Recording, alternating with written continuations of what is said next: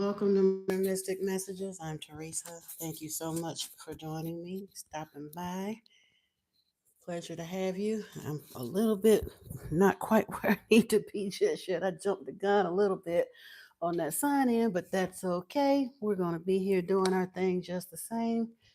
I do apologize for being late getting started today.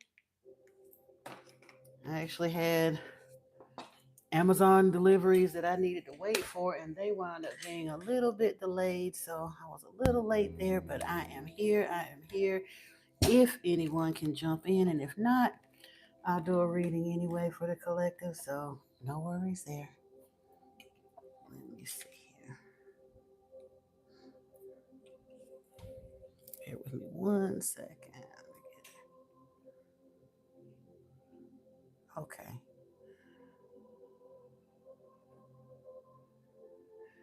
Hi, Empress Nana. How are you? Thank you so much for stopping in. I was getting ready to see if my live was working, but you came on in, so yay. Can you hear me okay? Because I actually logged into my sound after the fact, and that's okay, cool. I'm doing quite well, thank you. Let me see here. I think I might need to do this, though. That might be a little bit clearer. Yay. Glad you can hear. What's on your mind this evening? Are we pulling cards, or did you have a question? Did you just come in to see what I had to say? You tell me, because it's kind of a little bit of a free for all. I mean, I could always have a topic, but I really didn't. I just came jumped on this evening. Like I said, I was a little bit later than I had planned. So I figured we just kind of play it light today. But we're going to start here. Let's grab some cards, shall we? You kind of on the same path? Yeah. Honestly, and that's what it's all about. I set a powerful intention when I started doing this channel to attract soul family, soul tribe, like-minded people, kind of people. It made, like I said, we may not all have the same exact beliefs and all, but kind of on the same trajectory, if you will. Trying to get to the truth, absolutely, absolutely. I was talking to a friend of mine today. We had that conversation. It's like there are so many people. Hey, Angel, how are you? And hey, Rim, how are you? Thank you so much for joining me this evening.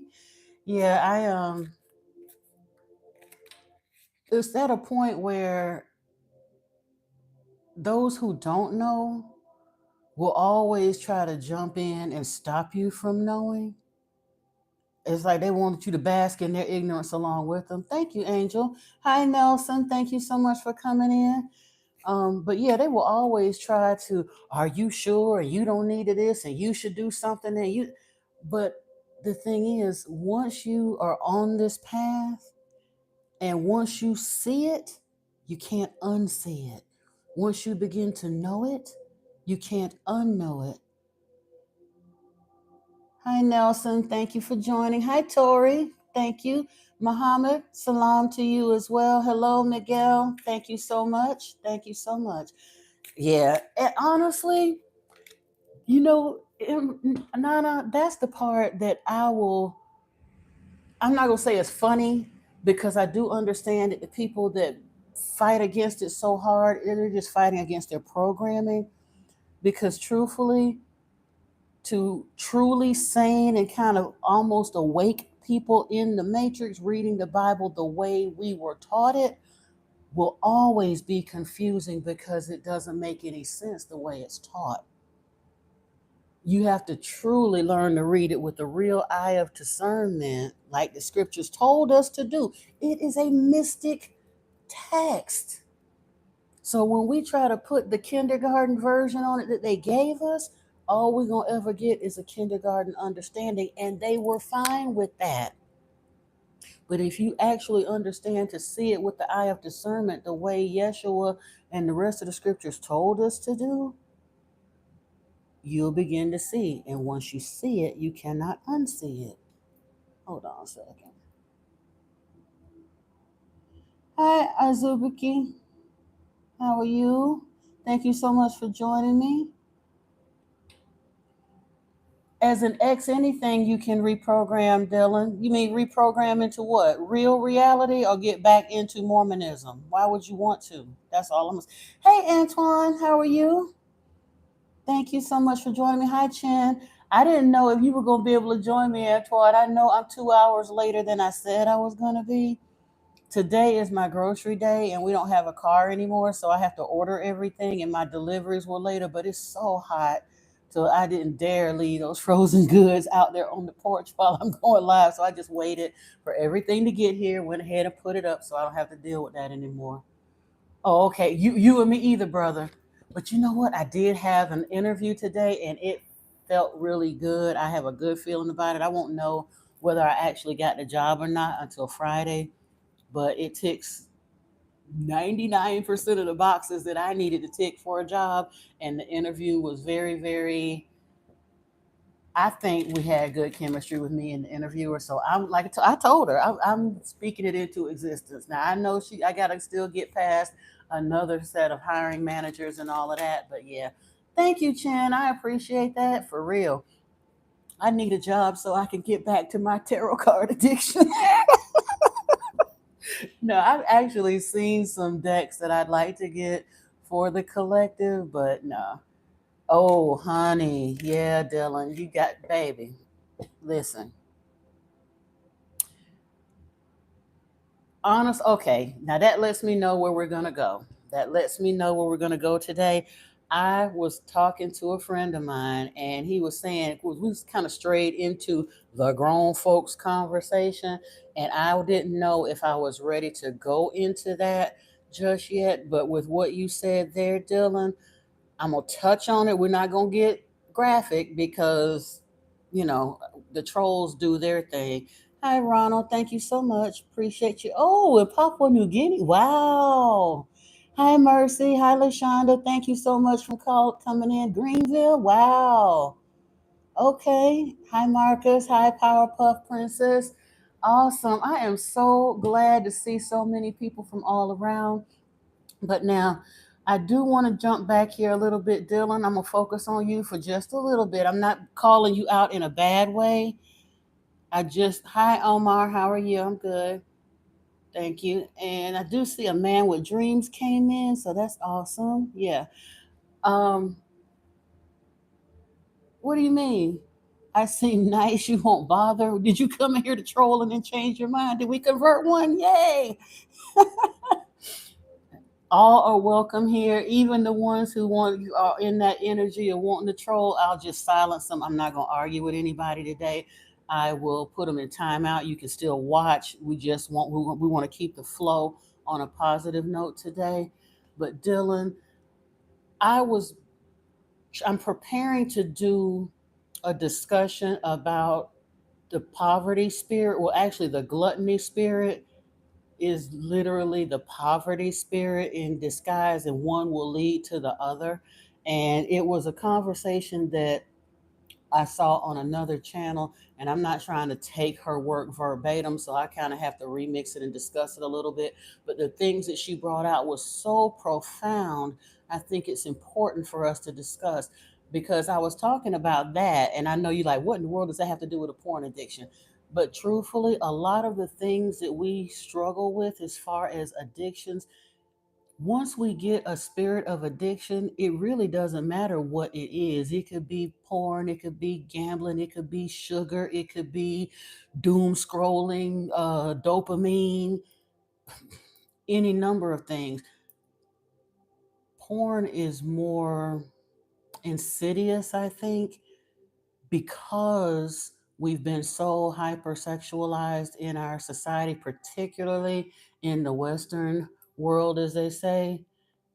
Hey, Amin, how are you? You go make your husband a sandwich, Keith. I'm here doing what I'm supposed to do. Hey, Steph. Hey, Flower. Good to have you back. Yay. And okay, here we go. Our first exitee of the evening is gonna be Michael because we're not hailing Brad Pitt or Satan, so we're gonna put him in timeout. before it gets to be that way. Hopefully 30 minutes will teach him a lesson, and if not, he can get shadow banned for a whole day or forever. Don't matter to me. Ay, ay, ay. Hey, Green Plays, how are you? Um, but yeah, the way that whole hypersexualization of our society is part of the archon or the powers that were their issue, so to speak. The scriptures tell us we battle not against flesh and blood, but against powers and principalities. Oh boy. Okay, John, we're gonna have to do something with you too. We'll see. Anyway, but yeah, so we really have to understand what we're working with. And if you've fallen into that particular addiction, there's a lot of therapists here on YouTube that can help you with that. There's a lot of information that can help you, but you also would do yourself a favor to attack it from a spiritual aspect, so to speak, to understand what you're working with. Because once you actually get off into that, then it can be a bit of a struggle, but it's not something you have to continue to have a problem with. And truthfully, that is one of those things that it really is better for you to go cold turkey. Like, for real. Honestly, for me, I believe that the one who actually created us, humans, Homo sapiens sapiens, were Anunnaki. It wasn't a great mother. It was Enki, Ninmah, and Thoth. Those are who actually fashioned us. But as far as who all made the universe, that is neither male nor female. That is the unbegotten. It doesn't have a sex. We view a masculine God because the archons programmed us to believe in a masculine God, but God is neither male nor female. All right, Randy, we getting ready to get you on up out of here too, because guess what? You're right now, you're being one of the same very false prophets you're talking about. So thank you very much for joining us today, but you can be gone too. Have a good one. Okay.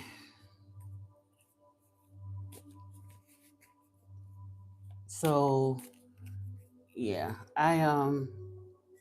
as far as why is all of the weirdos with no life in here today? And I don't know what you think that's supposed to do with somebody. You know what? Remove you too. No, not flower. I'm so sorry. I hit the wrong thing. Jalen, you're out of here.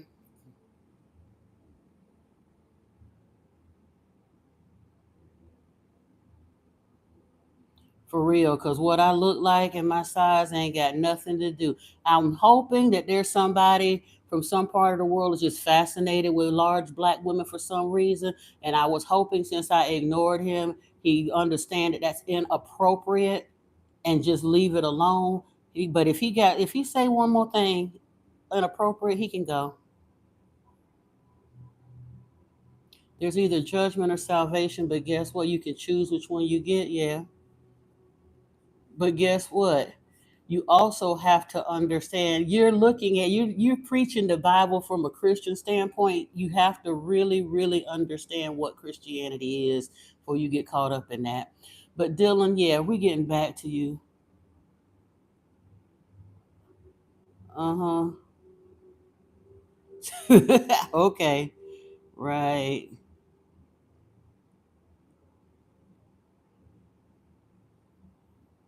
Oh, yeah, Dylan. Honestly, I was when I back to what I was trying to say earlier.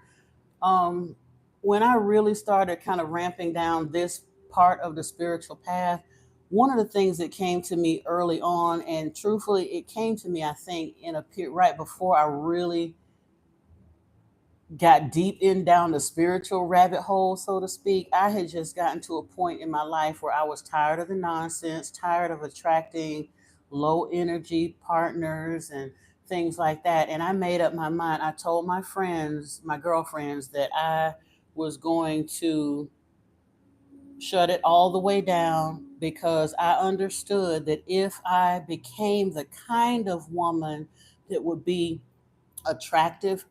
Thank you, Joe. You're on your way out too. I don't know why they don't have no kind of life or nothing better to do than to put them uninvited selves in other people's stuff. If you don't agree with a message somewhere, stay your behind out of the feed. It's plain and simple. Ain't nobody forced you up in here, but you don't have to come with that foolishness. Lord have mercy. But it occurred to me that for all of the yes, Flower, thank you so much. I will make you a moderator. Let's see. I'm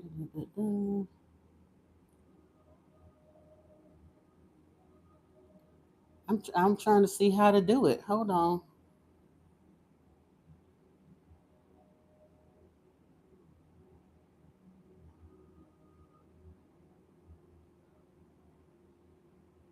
There we go. I made you a standard moderator for tonight. Thank you so much. Appreciate it, Flower, because this is crazy. Yeah.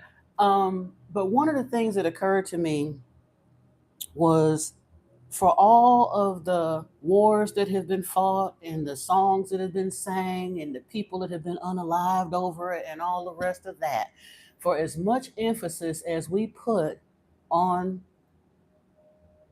spicy time, because I don't know how what I can and can't say in YouTube, but the grown folks doing the do, much as we focus on that.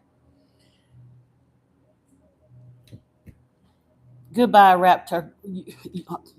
Oh, never mind. Flower will get you. You out of here, Raptor Cat. Yeah. Goodbye. Um, as much as we focus on that, it has been so adulterated and we've been taught to misuse it so much that it really occurred to me. Hi, Mooney. Glad to see you. Good to have you here. We have been taught in such a way that it occurred to me that for as much as they focus on it and fascinate over it and abuse it and overuse it and everything else, they're still not getting nowhere near what they're supposed to get out of it, because the powers that were have taught us to view human sexuality in the profane sense instead of coming at it from a spiritual aspect. And it's never more evident than when you go into the area of corn. If you're struggling with that, the next time you go into a corn site, stop looking at it from the personal gratification standpoint and look at the woman's face. I dare you. Unless you truly twist it, it'll hurt your heart. I know they show up for it voluntarily, but you'll typically, if you look at them, they're either spaced out and on drugs or emotionally checked out. Even the ones that are so called real life couples, that man has talked her into putting herself out there in that degrading, embarrassing way so they can make a quick buck. And she may be down with it at first for a while, but there comes a point in time where you can see her soul has exited the building and you watching someone, a human, be degraded like a toilet. Why do we want to continue? Because again, I'm not a prude. I ain't gonna sit here and try to tell you I've never watched it, but it just made me uncomfortable.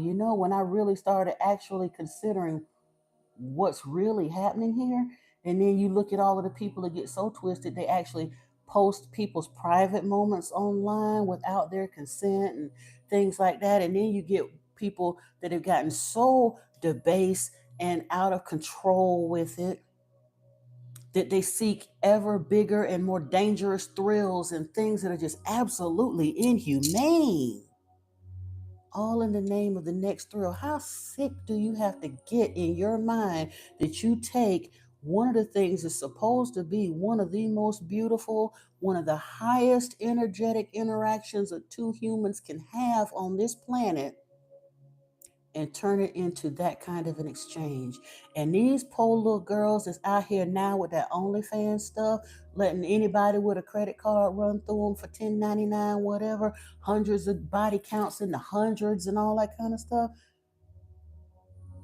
People have to understand that that is not what we're designed for. We're being called back to a return to the divine masculine and the divine feminine because most people are in the profane right now and don't even understand that.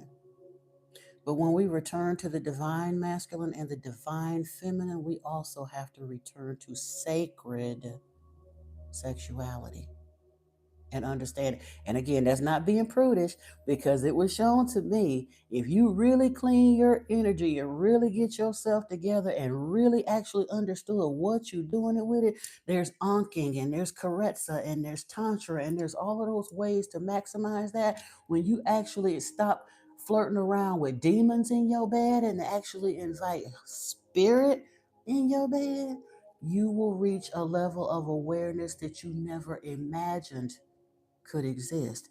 Ain't that worth breaking that programming for and curing that addiction for? I think it is. Let me see what I missed. Let me see here.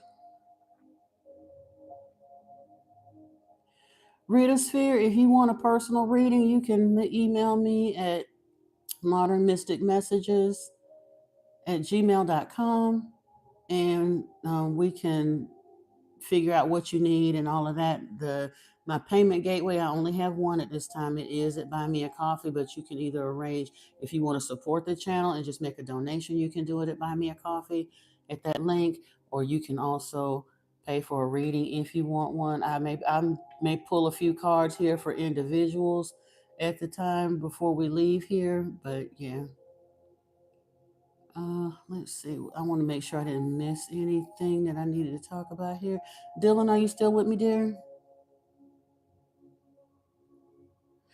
Oh yeah, Moni. Honestly, I try not to get too angry with him. I get frustrated only because I don't understand how immature and how sick and twisted a person has to be to not have enough of a life to actually go and troll other people's channels just for the hell of it.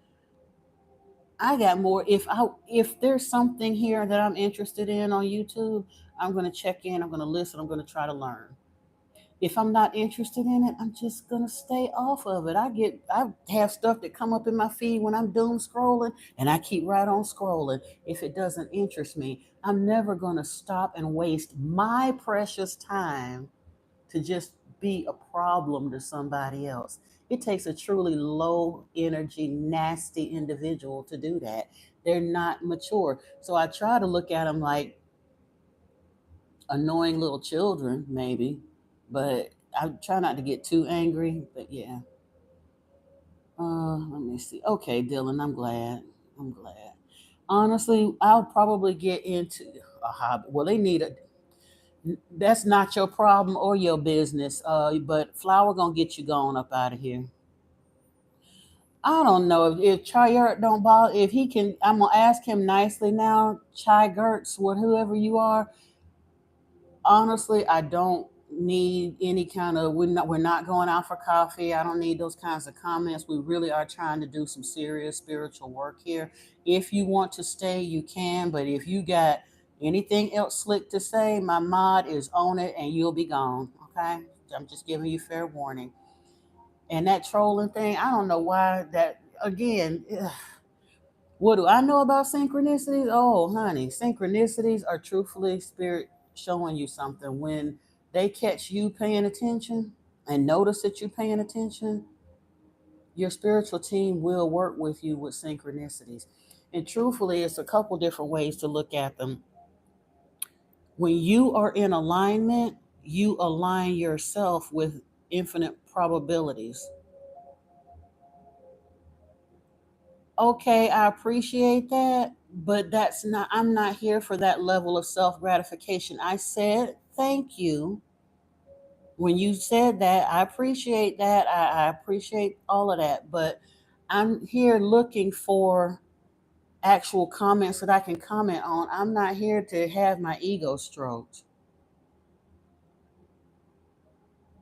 Okay, well, guess what? Find another hobby, because it's highly disrespectful, especially when people are actually here to do something. YouTube don't pay most of us that are in lives. We give of our own time, our own energy to serve a collective of like-minded people that show up here for a purpose, that are interested in what we actually have to say. We really don't need to have nobody clowning on us like that. We don't need nobody trying to pick up on us. We don't need nobody giving us immature high school little sexual comments. We really don't. So coming in and disrespecting a content creator's work just because you're bored is not really a cool thing to do. How would you like it if you, every time you was playing Call of Duty, somebody either came in and reboot your server, or walked in front of your screen, or came through banging, making noise so that they was all up in your game and your headset? You wouldn't like that very much. That part. Hey, just a thought. How are you? But back to what we were talking about as far as reclaiming ourselves. If we can, because I was watching a program and it was a profound statement. I did a video about it the other day. It was talking about the comment that Paul Wallace, this was the other, everything is, I say the other day, it's been a few weeks now, probably about a month or so ago. But Paul Wallace had done a video that was talking about the nature of Yahweh. And I mean, he and I are, I mean, he's far more advanced in the field. He was, like I said, he was an archbishop for like over 30 years. So he was really into the scriptures and really kind of got a bead down on this paleo contact thing. But when you really drill down and understand the nature of Yahweh and those who choose to serve him, Yahweh is a monster. He was a monster in the Old Testament. He's a monster in the New Testament. He was a monster when he came here from Nibiru. He was a monster when he came from the realm of Barbelo. He is Yaldabaoth the dragon. And I say all of that because what he said was, when you serve a monster, serving a monster makes monsters out of us. And that's true. You kind of sort of have to back yourself away and blur your eyes a little bit and just accept some of the things that, oh yeah, I'll get, no, you're fine. I'll go back to synchronicities in a minute. But truthfully, this is in a sense, for some that are in this reading, it's a synchronicity, because it is literally when your energy aligns with a piece of information or an occurrence or something that kind of gets your attention in the universe to let you know that you're on the right track. Like when you see an 1111 flashing, every time you look up somewhere, you seeing an 1111. That's spirit trying to get your attention. If you weren't in alignment, yeah, the 1111 would flash, but what made you look at it exactly the right moment to see it? So it's more of your alignment. I mean, things happen. There are infinite possibilities. When you go around the corner, you could get in that accident or miss it by 5 minutes or miss it by an hour. How in tune with your guides and your energy determines the synchronicities you meet up with. How many times we heard about people that said that they were supposed to get on a whatever, and no, I don't do, I'm on my spiritual walk, I can't dabble in any kind of thing that would coerce a person.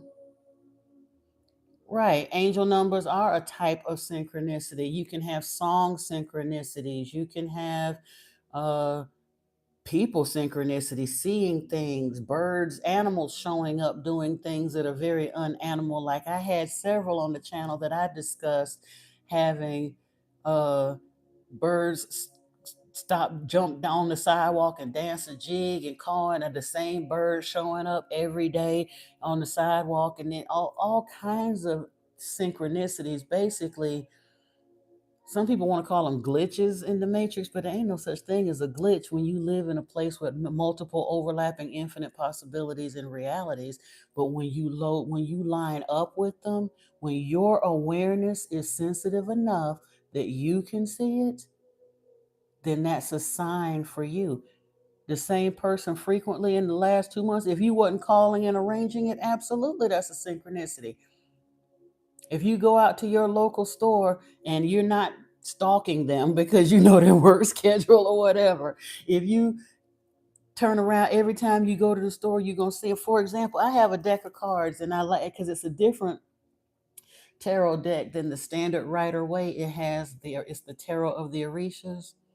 And every single time I handle that deck, the Elegua card pops out at me multiple times. If I shuffle the deck 15 times, 7 of them times, Elegua is going to be in the cut when I flip them cards over, whether I'm trying to do it or not. It doesn't always come out of the deck for me, but I see it enough that it's no longer an accident, and I know it's not an accident. You know what I mean?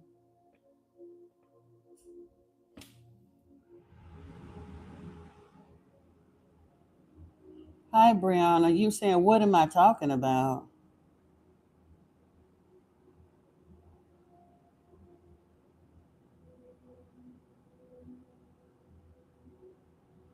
And honestly, angel numbers, you can look up the meanings, and truthfully, most of them have a positive meaning. But I really believe that they are, because, okay, here's one of the things you have to understand. And I saw it earlier on. A lot of people misuse the internet, a lot of people take the internet for granted. But if you look at the history of the internet, it is very clear to me that that is a gift not from our government. The government ain't never really truly gave us nothing, and they really didn't probably want to. The internet initially was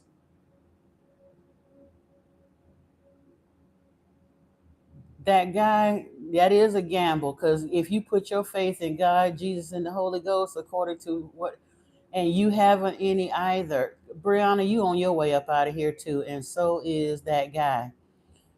But the internet was given to us by the military. It was initially an intranet for military application. The fact that we have it available worldwide, they've turned it into a business as far as making access to Wi-Fi and all that. But the technology that's there was made available to the world. I firmly believe that that's because of the ascended masters, the angels, whatever you want to call them, in this space, because primarily because of the age of information. We're entering the age of Aquarius, and the internet is hands down one of the most, it's like one of the biggest law of attraction facilitators on the planet. You get exactly what you are and who you are out of the internet. How you use the internet is very evident in the algorithm, the way the algorithms react with you. And it, like you say, your search history kind of don't lie, you know? And because of that, once you really, really start paying attention, angels can send you numbers. The ascended masters can talk to you. Because here's the thing, the internet, most of the computing languages, yes, we had to understand COBOL and Fortran and this and that, and they got all kind of coding languages behind the scenes now. But at the end of the day, most computer languages boil down to a binary language. And binary code is the code of the universe. It is very easy for your angels and ascended masters to manipulate binary code, to send you that video or that song or that number, so that in a way that it can connect with you. Does that help you understand synchronicities a little better? And when the animals start kicking up, I had one for a long time and I did not know this. Give you an idea. I didn't understand. I've always had a thing with birds, okay? ever since I was a child. I had a huge owl in the back tree that stayed with me my whole life. I had a giant woodpecker around my family home. I always had like blue jays and cardinals and that kind of thing. When I got here to Atlanta, the same thing started happening. There was birds doing unbird like things, and the big old ravens showing up, and hummingbirds hovering by my face and all of that. And then I was dealing with a deck of cards one day, and again, I didn't even understand. I wasn't studying all the different angels, but I had a tarot reader mention Archangel Bokapi, and then a little bit later, I was working with my own deck, and Bokapi came out of a deck, and then I had to go and look it up and found out that Archangel Bokapi is the angel that works over the bird kingdom. He presides over the bird kingdom on this earth. Those are synchronicities. And that's one of the reasons that tarot works. When Spirit started showing me like how the tarot network works, tarot is not used for wild predictions. When am I gonna hit the lottery? When am I? You might, but that's not really how it's to be used. Tarot is for synchronicity or for confirmations. It's not to tell you what you don't know, it's to confirm what your spirit has already. Goodbye, Lord, have mercy. The Lord want okay, yeah, but the Lord is a divinator. Yeah, that part. These people, we ain't going there. Hi, Sarup. Nice to see you here. Yep.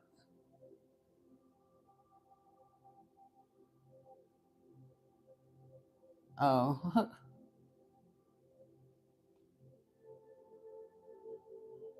it's so crazy. How do you know when you're an angel? Well, honestly, oh boy, Pablo, you on your way out too. Thank you, appreciate you, Flower. You own it, girl. You is doing the do today, and I look. I appreciate you because these. I don't know. I thought Friday or Saturday night would be a time for all the weirdos. I didn't know they was gonna be here. I am originally from Florida, and now I live in Georgia, and I'm about to be a citizen of the world. Hopefully by the end of the year, I'm planning on being out and about. And if you subscribe to the channel, I'll take y'all along with me in my back pocket. Honestly, I made the comment the other day, and I'm seeing it now. We've had so many dimensional timeline shifts and all of that, and the energy is ramped up so much. Those who have not tended at all or been really interested in their spiritual development, they have literally become like avatars or puppets for all of these crazy dark entities and energies around. We are literally in the middle of a dumpster fire with the walking dead all around us. These people run around here like literal zombies. They don't have the common sense God gave a gnat. What difference does it make where I'm from? I told y'all I'm from Florida and I live in Georgia now. And you somewhere on the other side of the world. It don't make sense for y'all to keep asking me that. Good Lord. Yeah, but and they really don't have nothing else to do but no, as far as the synchronicities, the more you notice of them, the more you will notice of them. And then by the same turn, sometimes if they get too overwhelming, you can ask them to kind of tone down. That happened with me like in 2017. The number synchronicity started for me. And of course, it started with the 1111. And then I was seeing 222, 333, 444. It went through all of them to the point I was like, all right already with the numbers. And they quieted down. And then a couple years later, song synchronicity started coming into me. Hi, DePauli, how are you? Good to have you back. How are you doing, dear? Yeah. So, and it was so funny because to me, hi Levi, how are you? The What'd you say? The voice of the shepherd when I'm on location, yeah. Cover my front camera with my right hand. I don't know what that's all about, but okay. for a Lamar Jackson edit. I don't know if that's something I want to do or not, but there you go. All right.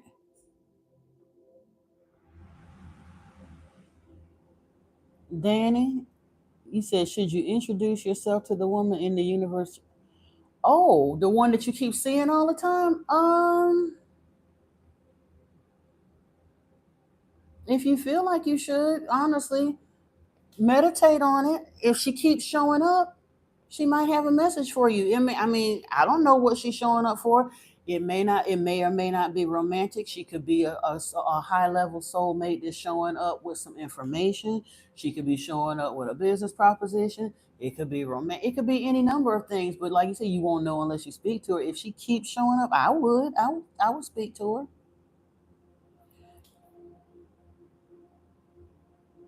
The poly. We talked about that a little bit yesterday, honey. I think I don't want to tear nobody's relationship apart. You were saying that y'all are apart because he's working away from home now.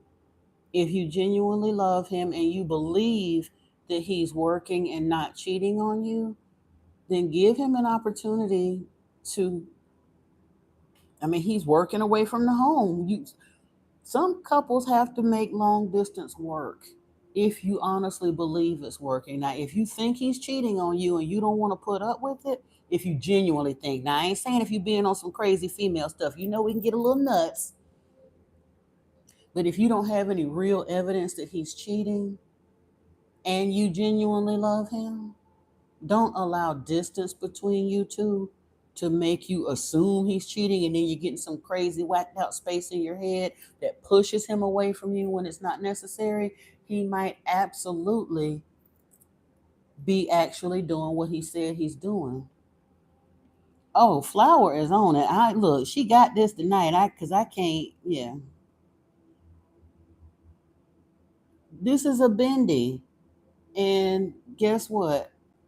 I have a video on the channel. If you go to the playlist, Modern Mystic Loved Ones, I have a video on there just discussing bendy. I'm not going to get into it now because it what have you, but I know what I'm doing with my bending, and I choose to wear it.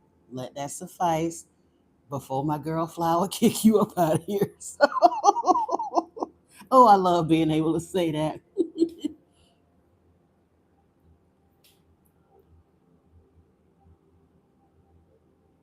Okay. Her personal problem doesn't, but I'm just trying to trying to offer her a little bit of encouragement because from time to time we may all have something here, and I'm not going to be so stingy on information that I can't take a moment for somebody and help. They're not going to all have to run to a private reading I mean, eventually we probably will have to start booking some personal consultations when I get into coaching, but yeah. Polycubism, what is it that you're trying to understand? I didn't even see your question from earlier. No, it's not cultural appropriation. Non-Indians are allowed to wear bindi. Um, I don't wear the red dot because that is kind of dealing with the Hindu religion specifically. But for my sake, for my understanding, I am very much into Lord Enki, who does have a representation in the Hindu pantheon as well. So protecting my third eye is not inappropriate if I choose to, especially since I'm in a public forum where I'm regularly putting my energy out here with you all and receiving your energy as well. It's highly appropriate for me to either decorate and or protect my third eye as I see fit. So it's not cultural people really, we got to get over that cultural appropriation stuff. That's some stuff the Democratic left came at us with. Have you ever noticed that the only ones that be screaming about cultural appropriation is white women? I'm sorry, I said it. Everything that they try to attack is cultural appropriation. If you go to the actual cultures, that practice those things, they'll tell you straight up out of the horse's mouth, so to speak, that they don't bother them. When I started wearing salwar kameez and using bindi, I actually went to Indian people and asked if it would bother them, and they said no. People would get upset because white women and white children wear braids. How you gonna appropriate a braid? It's hair. Sooner or later, somebody could figure out how to take 2 or 3 strands and twist them together. There's no way we can appropriate that. You can't. Yeah, you just really exactly. That's my point. To my understanding, Inky is Lord Shiva. And I had a relationship with Lord Shiva before I even knew that. Before I was led to the Anunnaki text, I was using Vedic and Hindu mantras in part of my spiritual practice. So, yeah, I'm not a practicing Hindu. I'm not a practicing anything because the religiosity of the planet is something that has to go by the wayside. Lord Enki never really truly wanted us to worship. That was a vehicle of Lord Enlil, Yahweh. Think about it. This is a conversation that we had for sure today. And I touched on it yesterday. The Enlilite religions are Christianity, Judaism, Islam, and those kinds of offshoots. And truthfully, on the back end of it, you have Luciferianism and Satanism as well. All of those type things, even voodoo, all of those that lean back towards that Aludamare Yahweh type personage, those are Enlilite religions. Religion, religare, bind, hold back. When you look at the Inkiite philosophies, they are not religions, but they are more peaceful. All of the Enlilite religions deal with war and bloodshed and greed and poverty and grape and misogyny and all of those things. When you look at the Inkiite philosophies, you got Buddhism and Jainism and Taoism and things like that.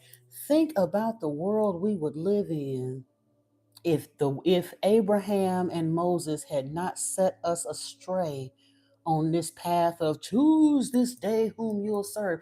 And people act like Abraham and Moses was perfect and couldn't make a bad choice. They made a piss poor choice.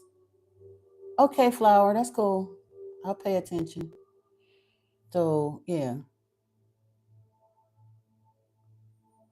if you really believe that, Aryan, you need to go back and read your history books because there is no older tradition than Enki and Enlil. They was the first two that got here. Well, it was Alalu was the very first one of the Anunnaki that got here, and then Enlil, Enki, Ninma, and Ningishzida were on the landing party for the very first crew of Anunnaki beings that came here to bioform this planet. Yeah. Okay. Exactly. They really yeah, the Anunnaki, the Sumerian tradition, Sumer was one of the cities that Enki established, Eridu and Sumer, and he was Ea of the Apsu. Lord Enlil was Satan of the Eden, the destroyer. Well, his official title was Lord of the Command, but he was always on the military end. He didn't do a lot of the creation here. Enki did our calendar system, our astrological system. He taught us agriculture. He brought all of those kinds of things, medicine, imported sheep here, taught us farming and those kinds of things. And of course, in the Greek pantheon, he's Poseidon. So, what in the world? Somebody got something going on over here. But yeah.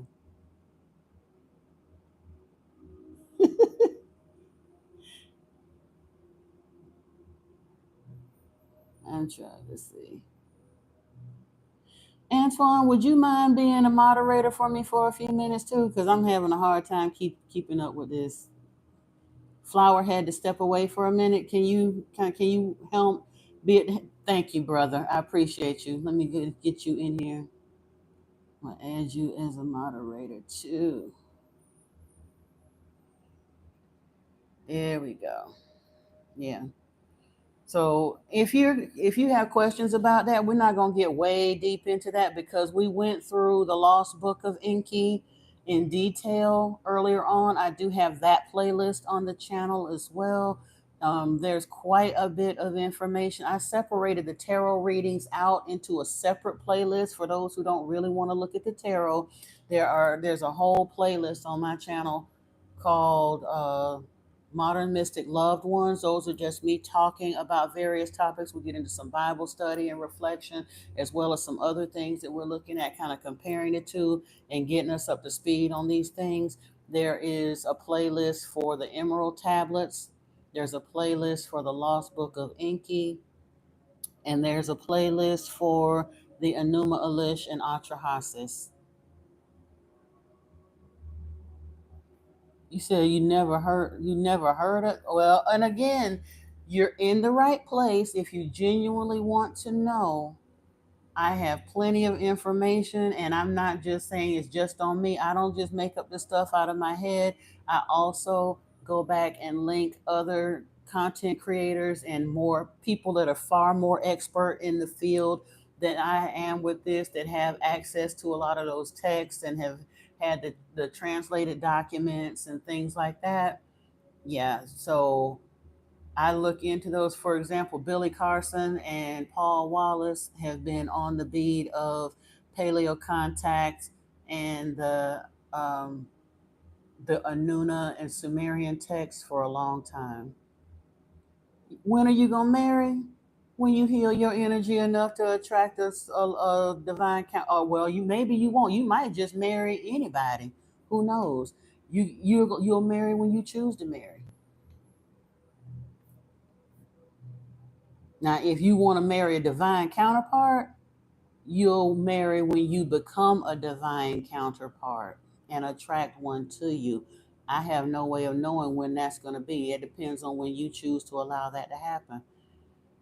No, I'm not doing a personal reading on your relationship with your son right now. This isn't the place for that because I don't even know what will come out in that.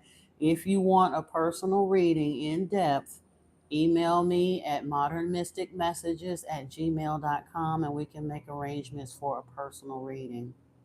Okay.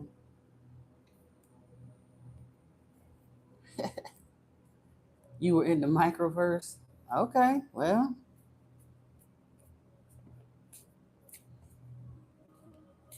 ain't no. Okay, I don't know what kind of bugs, and you might need to stop smoking whatever you smoking, Ben, or whatever you're doing. That's on you.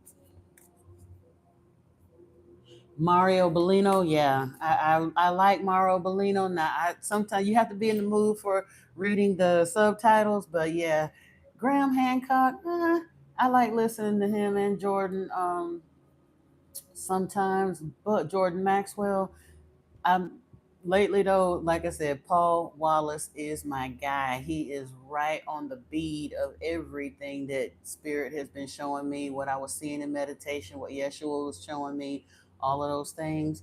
And I do tune into all of those people you just mentioned. It's just I don't have so many, I don't have enough time in the day to track them all down.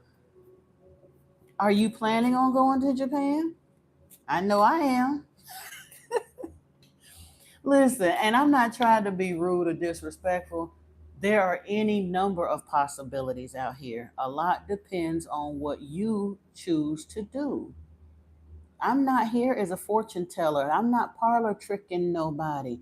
An oracle, a true channel, looks into things, but by the same turn, that ain't free. If you really, really want a deep message like that, make arrangements for a personal reading. But just in the middle of a live stream off the top of my head, of course, there's always a possibility you could go to Japan. But I don't know nothing about you. It depends if you want to go. Thanks, Flower. Oh, yeah. And Antoine was helping too. So it's cool. Yeah. But Antoine is correct. There are unlimited possibilities. So if that's something that you want, you could definitely look into it.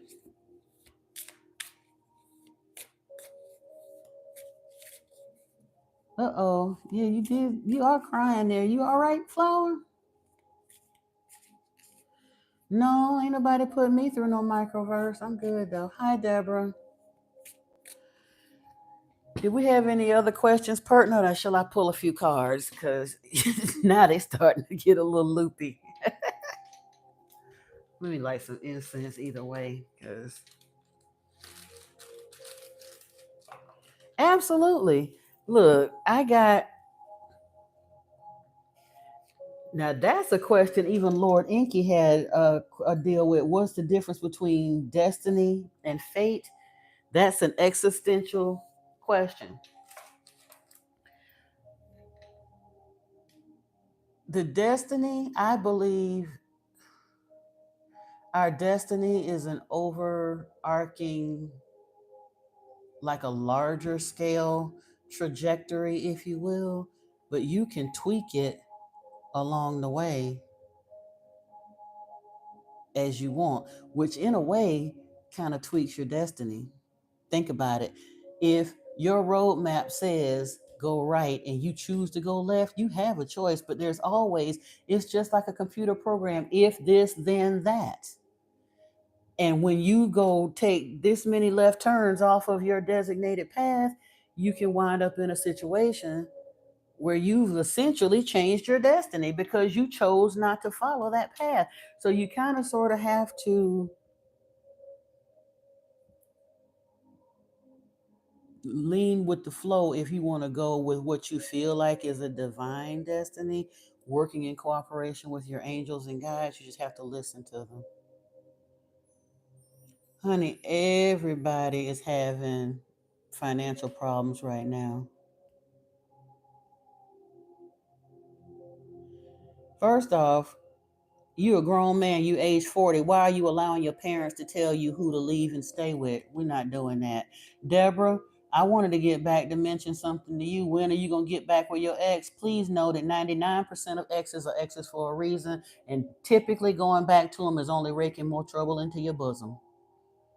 If you had it like that, if they was doing what you were supposed to, you should be moving forward. If your house is paid off, I don't know how you losing it, but okay.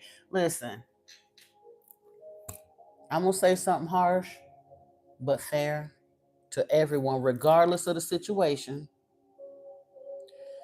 We've got to stop looking at spirit, our angels, God, all the rest of that like a magic genie, rub it and get an answer, and we're gonna automatically have all of our years of bad decisions and foolery erased just because we rubbed a genie in a bottle. If you're not handling your business, then you're going to have difficulty. Very often, our financial issues are because of things we did not do, choices we should have made and chose otherwise, things that we took chances on and gambled on anyway, trusting in people we know we ain't had no business trusting in and just hoping that it's going to work out all right, going back to exes that we know we ain't had no business fooling with because we just allowed ourselves to want to cling to them and want to believe that they're going to do right when they done showed us 50, 11 times that who they really are and how they truly feel. But we insist on wanting what we want in the moment, and then when it blows up in our faces, oh God, when you going to deliver me? When you deliver yourself. Why would you want to get love back? Love is supposed to be given freely. If you giving it with looking for getting it back, Gurpreet, then you wasn't giving it freely. Because guess what? If you gave love and it was not returned, then it wasn't ever real to begin with. You don't need no tarnished half love back. Go and find the love that is actually yours that will be returned for you all. Oh no, it ain't finna be no free for all up in here. Because I'm gonna give them common sense. We're not doing that foolishness. And again, I'm not trying to be mean. I've made a lot of mistakes and a lot of bad choices and a lot of all of that, and my finances jacked up and all the rest. But at the end of the day, I couldn't blame nobody but me. Even the people that did bad things to me and took things from me and may have bankrupted me and all of that. It ain't like I didn't see the handwriting on the wall if I was honest with myself. I knew I should have left them people alone long before they got a chance to bankrupt me. I knew I should have left that dude alone long before I got so frustrated and realized he was a sorry ass excuse of a man and it was not gonna lead nowhere. I can't get that love back. I can't get that time back. But he didn't take that time. I gave it to him.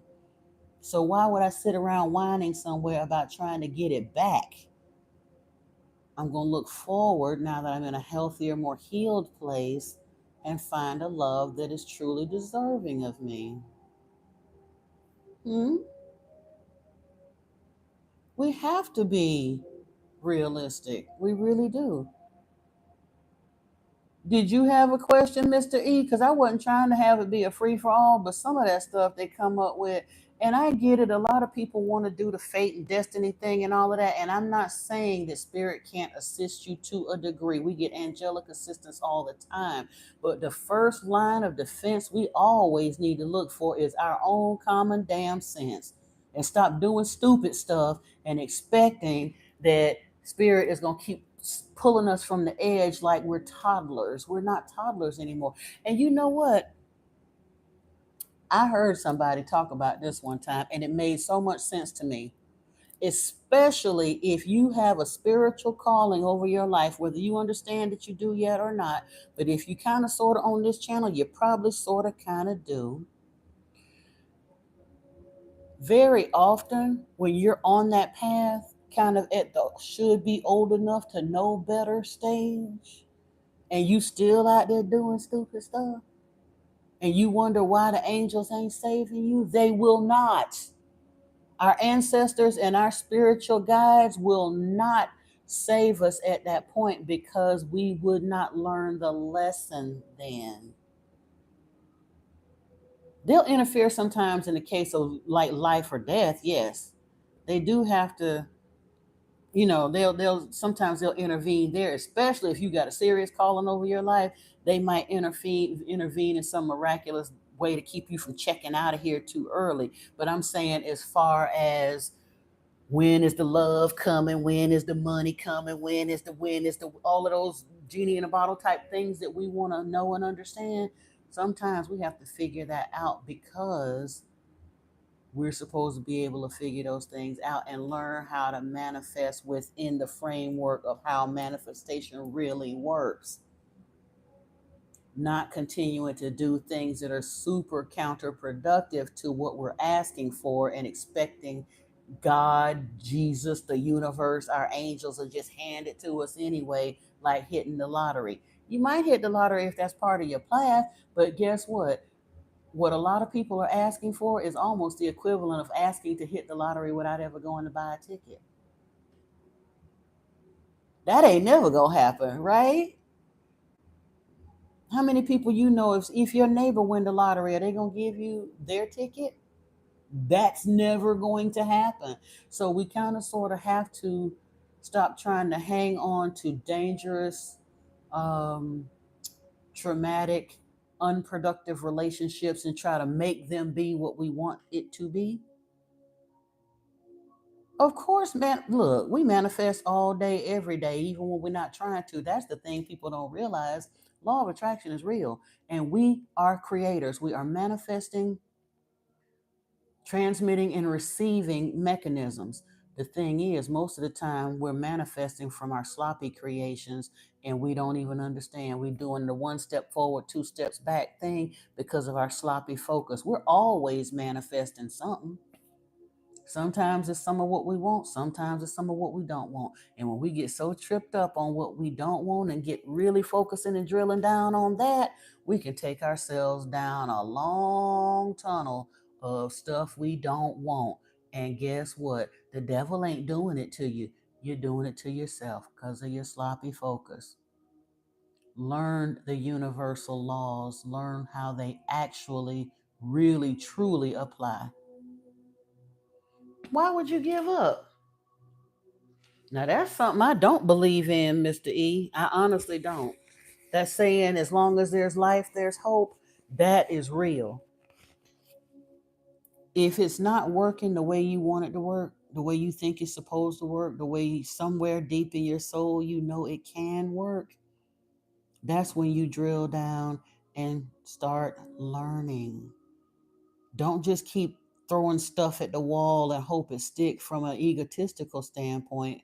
Understand if it's not working for you the way you want it to work, then there's something in your space that you need to learn or practice and keep and stay with. That's you, that's me, that's anybody. Because I'm not sitting in the house that I want to be in with the money that I want in my bank account with my boo thing beside me on my vacation just yet. So I know there's work for me to do too. But I also understand I'm not looking for, I appreciate the miraculous things when I do manage to keep my energy high enough to line up with them. But I also understand when I allow that defeatist attitude of it ain't here yet, so I might as well just give up, that is shooting myself in the foot, and that I will not do. It takes 17 seconds of concentrated focus on something to start moving the needle energetically towards what you want. But it also, that same 17 seconds applied on the it ain't working, so I might as well just give it up, can kick that thing right far away from you too. And you ain't nobody doing that to you but you, if you choose to have that defeatist kind of attitude. You can change the needle on your life wherever you're at. And think about it. We've all heard stories of people that's born with a silver spoon in their mouth and so miserable they end up unaliving themselves. We've also heard of people that was born in a remote village hanging off the side of a mountain somewhere that barely had water to drink or food to eat. And somehow they made it out of that village and made something of their lives, and some of them became millionaires. What's the difference in them two scenarios? Mindset. That's all. Exactly. Exactly. That's some of Abraham Hicks' work, Antoine.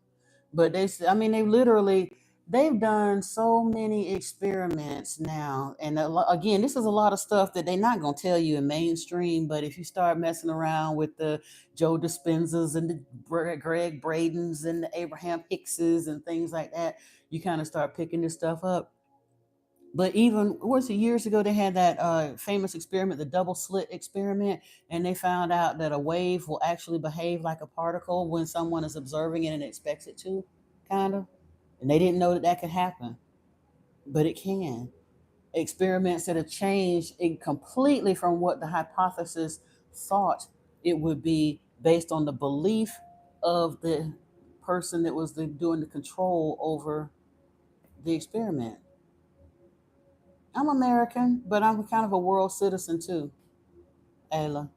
Yeah. 17 seconds.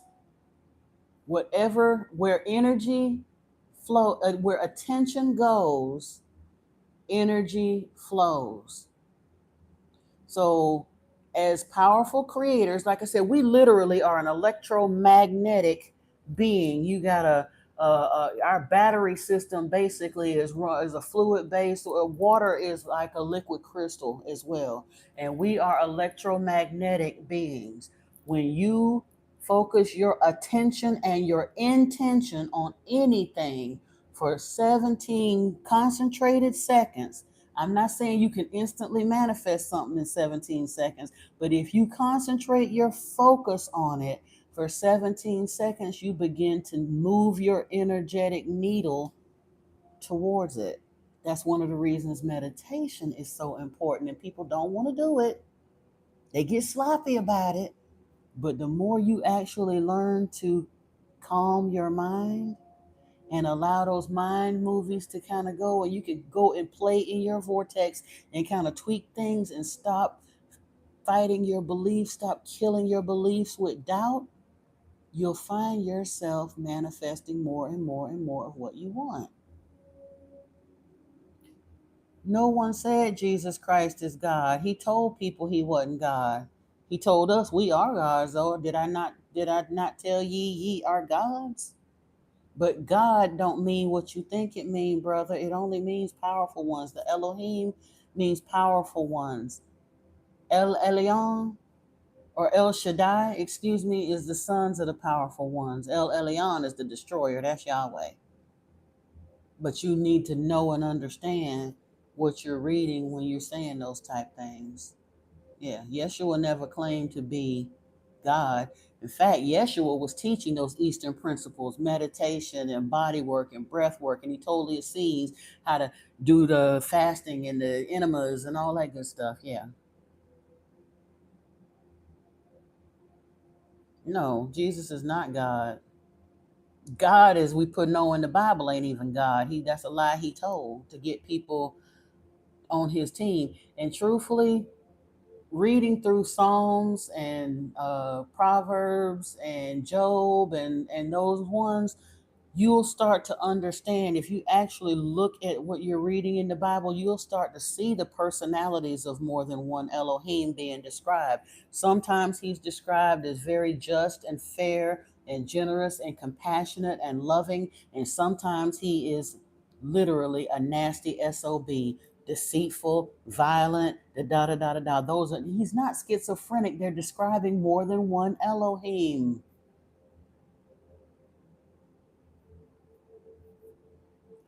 Apostle Adrian, thank you. Good, thank you, Flower. Yeah, you can go with that.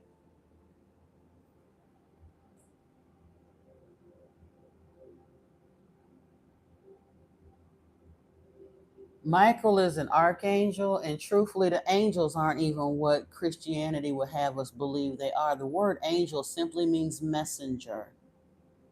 So just like Inky and Ninma and Ningishzida and all of them are six-dimensional beings that can take on human-like forms if they want, but their natural form was not human. Look, they always represent Thoth as having the head of an ibis in the body of a man. They always represent Lord Inky as being blue, you know. And it also said in the scriptures, they did not want to be seen by us. They often came in the cloud and the flames, and you could hear the thunder and the voices and all of that other good stuff. Michael is a messenger as well. He is one of them. They put the angels at the garden with the flaming swords. When would an angel need a lightsaber?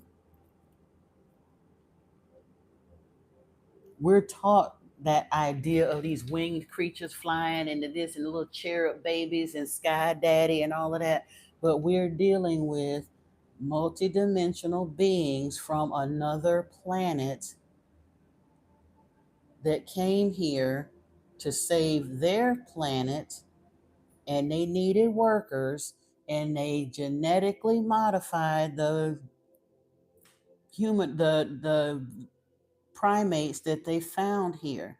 And even they said they had messengers come to them. So, like, we look at Michael as an angel or an archangel. According to Lord Enki, Galzu was a messenger from the creator of all who came to him. So, Lord Enki, the one that, like I said, Enlil, his brother, is purporting himself to be a god, but even Enlil was visited by Galzu. He just didn't tell nobody because he wanted to go ahead on and let the Anunnaki warlock. But right before they unleashed the weapons of terror and destroyed Sumer, he had a vision from the angel that was sent by the creator of all, and that angel or messenger's name was Galzu. No, the ain't all of the books in the Bible are not. Most of the books in the listen. If you actually understood what the Bible was, I'm not saying there's no value in it, but if you start reading this book and then go and read, wait a minute, hold on, go read this book and then double back and read the Emerald Tablets, you'll start understanding that a lot of the information from this book came from these other books. These are older texts. When Christianity was being written,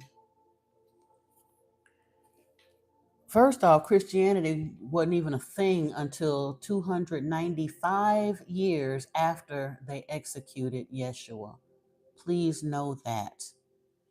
Yeshua never told nobody to follow a religion called Christianity. He told them after they put me to death that there would come along a great deception that would mislead mankind for thousands of years. He knew that would happen. And 100 years approximately after he was executed off of this earth, 100 years later was when the Gospels were written: Matthew, Mark, and Luke. And around that same time, there was a man named Paul who declared himself to be an apostle. He never met Yeshua. And he is the person who wrote 80 to 90% of the New Testament. When history is older than the books and what we trust, I'm trying to tell you, if you trust in this, you trusting in a lie. And again, no disrespect, there's a lot of good information here, but it's like we're taught the first 5 books of the Bible of Pentateuch. It shows up in the Torah as well, that they're gonna do all of this stuff, and this one begot that one, and this one begot that one. You know why all of that begotten and begotten and begotten is in that first part of the book? Because the Anunnaki kept very, very careful records in their breeding program. Many of the people that are mentioned in the Bible are also mentioned in this book. People don't know that Noah, Ziazudra, was a hybrid. He was an Anunnaki hybrid, the son of Lord Enki, according to Lord Enki. Methuselah was a hybrid. Abraham's father, Lamech, was a hybrid. Kenan was a hybrid. And all of them people was mentioned in this book. They were Anunnaki hybrids. Yeah, he said deception. Exactly. We weren't supposed to worship anyone. He said, he told the people, you do not know my father. You worship your father, the devil. Jesus said that in the Bible, Gospel of John, all up and down, multiple times, over and over and over. He kept telling them, you do not know my father. You worship your father, the devil. Because they were hybrids. We are hybrids. We were not sentient until we received Anunnaki DNA in their breeding program. They created the Adamu and Eve, but even then they were sterile. And Ningish Zeta, Thoth, put Adam and Eve and Enki and Ninma to sleep, and took DNA from Enki and put it in Adam's side, and took DNA from Ninma and put it in Eve's side. That's where we get that story in the Bible about the ribs. That's a truncated version of what happened. But Thoth did that, Ningishita, in order to create the first breeding pair. And they created Homo sapiens sapiens. We may have gotten to the point of Neanderthal before they did that. I don't know, but it wasn't. If you notice, they kept telling us about Cro-Magnon man. And, well, you can go back, Michael, if you like. You can behave or you can go back. It's up to you. Yeah, I do, and I love it. No problem. And you can get up out of here if my gap is a big problem for you. If you have to put any of those people that came off of timeout back in timeout, put them back in 24, or else disappeared. Like you can go ahead, if you have the option to, you can just make them invisible. They'll be able to watch content if they choose, but their comments will be forever invisible to this channel. That's fine. Mm-hmm. Yeah, our bone marrow makes red blood cells. First off, I don't know why people have such a hard time accepting that we are hybrids.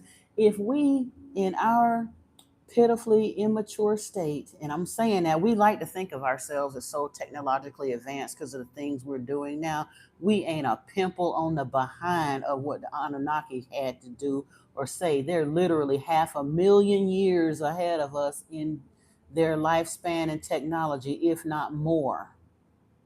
They took deep, okay, Esther, when according to, like I said, according to this book, and in here, again, I did the reading of it. I encourage you to go back and look at it, but I'm going to give you the short version. Lord Enki, who is Yahweh's brother, he put this book, he had this book written and hid it away for a long time because he knew that what Enlil was doing was heading mankind into a bad way. And he had an existential crisis about how they had tampered with destiny. So he had this book written to tell what he had done, his part in all of this, how it was playing out. And he also told about what happened before they got to this point. Yep, 445,000 years ago. When they came to Nibiru, when they got to Nibiru, they were refugees from the galactic wars. There were two basic tribes of people, and they set up a colony there, and they started living there, and they whole thing and created government and got the kings and queens, yada yada yada. Life was ducky. They was having them a ball. And then something happened on their home world that they started getting holes in their atmosphere. No, I cannot speak Hindi. They started getting holes in their atmosphere, and their scientists figured out that they could pulverize gold and insert it into the atmosphere to save their home world, because they were starting to have crazy earthquakes and temperature fluctuations and things like that was really causing a problem on their home world. And they needed gold. Well, they knew that Ea is what they called Earth. They knew Ea was here because of the galactic planet Tiamat had been destroyed. When Tiamat exploded, they said that it literally, the gold that we have on this planet, according to them, is a result of the explosion of Tiamat. That gold literally came from Tiamat and was embedded into Earth because of the blast. So they knew gold was here, they just didn't know how to get it. So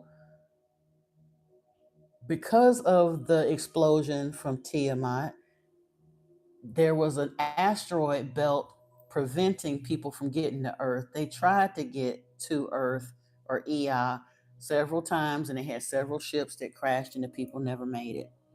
But things got so desperate on Nibiru that they were still trying to figure out how to get there. And then there was one of the rulers, Alalu, who had basically been exiled. The throne was challenged. He lost the challenge, and he had been exiled on Nibiru. He figured if he could get to Ea and discover the gold, he would be a hero and he could get back in people's good graces and blah, blah, blah. So he took a ship, came to Earth. He made it past the hammered bracelet or that asteroid belt. He landed on Earth, did his preliminary searches and all that, and found that there was gold in the water and stuff. And he radioed back to Nibiru to let them know he had made it to Earth and there was gold here. And they sent out the next research group, which consisted of Enki, who was a prime scientist and geneticist, and his sister Ninma, who later named Ninhursag and later named Isis. But it was Lord Enki, Ninma, and his son Ningish Zeta, who is Thoth, and his brother Enlil, who became Yahweh or Jehovah. They got on their ship along with their lieutenants and the other big preliminary work crew and all of that, and they headed out for Earth. When they got here, they set up a base camp, which was the Eden. That was the first area that they kind of cleared the land and put down their trees with their vegetation that they needed for survival and all of that. And they set out and started exploring and got the water and figured out where the fish were and the this and the that. And Enlil, Yahweh, Jehovah, his territory was the Eden. That was his land. Lord Enki was assigned the watery marshy area, the Apsu. And he and Thoth, Ningishzida, went out exploring into the Apsu. They created what they call the House of Life. They did a lot of genetic experimentation and hybridization and blah, blah, blah, but they were not trying to do nothing with humans yet. They mined gold on this planet, according to their records, for at least 30,000 years before they ever even started attempting to create a hybrid. The reason they created a hybrid was because they weren't really suited for this work. They was in Africa burning their asses off. They were not used to having to work that hard. They were much larger from another earth, dealing with that African heat and trying to figure out how to extract the gold. They didn't have the mining operation set up, and they weren't getting it out fast enough to save their home world. They sent in crews. They had volunteers coming from Nibiru to mine this gold, and they kept doing it and kept doing it and kept doing it. Hi, Robert. Hi, nice to have you in here. Yep. Um, and so after they had done that for so long, the workers finally were at the point of mutiny. They said, look, we done been doing this. We ain't trying to complain, but we working way too hard. It's not happening fast enough. We need help. And Lord Enki said, they're not like aliens. They are extraterrestrials. The only reason they're aliens because they wasn't born here. But yes, they are extraterrestrials that came here. And no, the experimentation that we had, a lot of that stuff that we hear about now about experimentation, that's a lot of scare tactics that the government puts us under.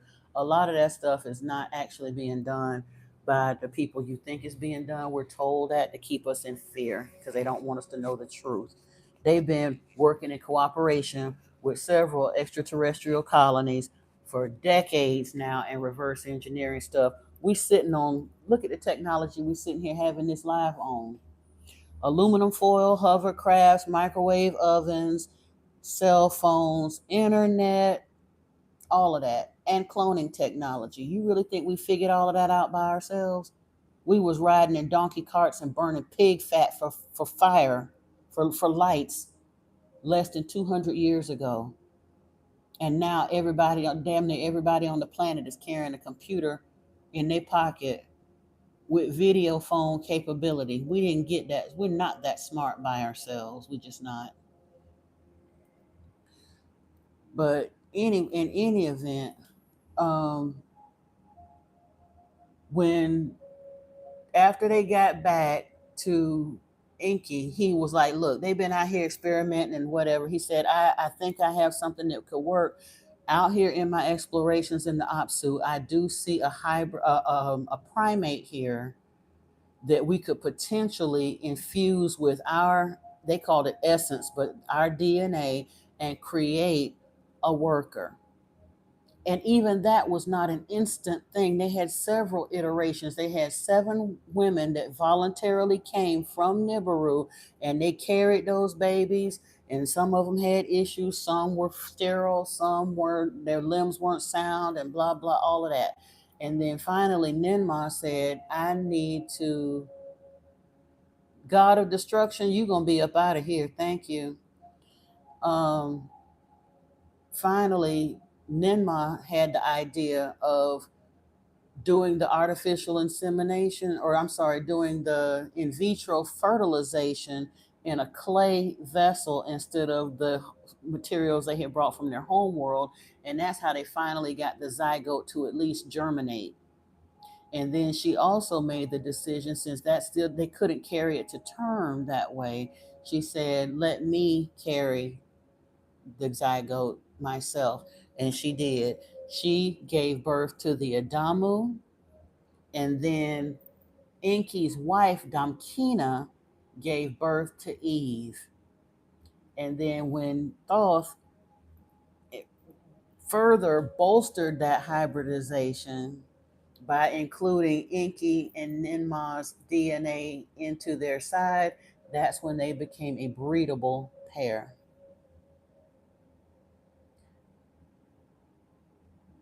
He breathed life into them. Well, again, we get the simple child version story of it. He breathed life into them, and out of the dust of the earth, they weren't made from the dust of the earth. The vessel that the in vitro fertilization happened in was made from the dust of the earth. They finally wound up using a clay petri dish instead of the crystalline vessels they had brought from Nibiru. They said this, like I said, a carbon-based life form from this planet probably needed to have a more organic breeding ground, and they were finally able to get the zygote to germinate in a clay vessel. That's where we get that story of we are made from the dust of the earth and they blew in us the breath of all of that. Yeah. Of course, you can ask questions, and if they're pertinent and respectful, I'll happily answer them. Yeah.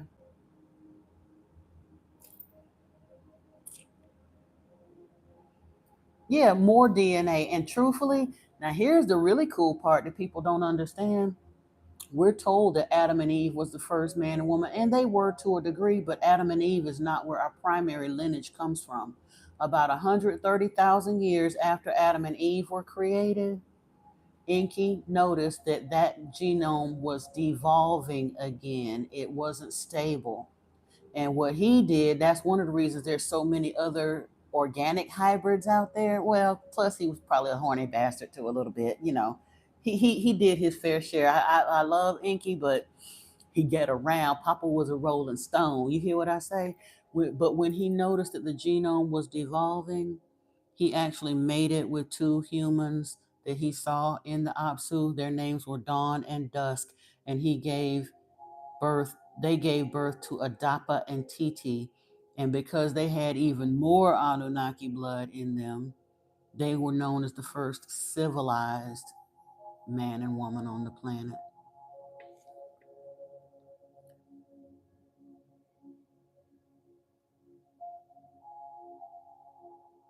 Yeah, they're from real star systems. Listen, Carrie, you said are star seeds real from star systems? Yes. That's, I mean, honestly, the same way any other intelligent beings get here or don't get here. If you can believe in Sky Daddy and heaven, why can't you believe in star seeds coming here to assist during this time of planetary ascension? If Lord Enki was Venus, like I said, he was known as Lucifer, the morning star from Venus. Yaldabaoth, Yahweh, the dragon, is one of the aeons. So why would you have a hard time understanding that star seeds can be real? The Dogon people of Mali have known the coordinates of the Sirius star system for over 500 years. We just recently, in the last 50, 60 years, had the technology to build a telescope powerful enough to confirm what the Dogon of Mali have known for over 500 years. And they still living in mud huts to this day because they've chosen not to modernize. And they talk about the fish people from Sirius B. If that ain't evidence to you, I don't know. Keep believing the Sky Daddy story if you want to. But all the cultures around this planet have ancient texts or ancient traditional stories, even the ones that don't have a written text, have a verbal story talking about sky people that came here and played a part in bioforming this planet, all of those cultures. But because Christianity says, nope, didn't happen 6,000 years ago, Sky Daddy made the heavens and the earth and he blew in the man out of the dust and da da da da da. And understand, I always wonder, why is it that they tell us everything else is mythology? The Bible is the youngest of all of those stories, and it is downright plagiarized, remixed, amalgamated information from all the other ancient stories that was put together by Emperor Constantine 300 years after they executed Yeshua. And Constantine was not a believer in Yeshua. He was a sun worshiper, the sun. That's why we have the cross everywhere, because that was an early symbol of sun worship. It ain't had nothing to do with Yeshua. That whole idea of a crucifixion is a blood ritual, it's black magic. The scriptures say any man hung from a tree is cursed and his generation is cursed too. That's in the Bible. But they have us celebrating the fact that they hung him from a tree and tell us that it was for our good, and we celebrate it and wear the emblem of the cross around our necks, and then top it off every year by eating his flesh, cannibalism, and drinking his blood, and then top all of that off with a pagan fertility ritual to Inanna with the Easter rabbits pooping out chicken eggs. How silly can we be? And yet we go for the okie doke all the time because somebody's grandmama's grandmama's grandmama told us it was so. Yeah, the Bible is a serious reboot. It's a deliberate deception designed to keep humanity lost and ignorant. As long as we continue to believe the lie and keep enacting that blood ritual every year and keep praying to Zeus and tying our spells in with the Amen, the binding spell to Amun Ra, we will continue to be lost. Right, Mr. E, I'm glad you said it, because King James wasn't a Christian either. He was a homosexual sodomite. Yep, he was and a PDF file. And people don't understand. They swear up and down that the King James Bible, for the longest, that was the only accepted translation. The King James Bible was done to satisfy a bet. But King James, well, the first printing of the Gutenberg, I should say, King James did the King James Version, which he knew was not an accurate translation. That's why it's called a version, not a translation, because he put some things in there and took some things out as it suited him. But one of his other famous works is an encyclopedia of demonology. People don't know that. King James was very much into black magic, occultism, and demonology. Yeah.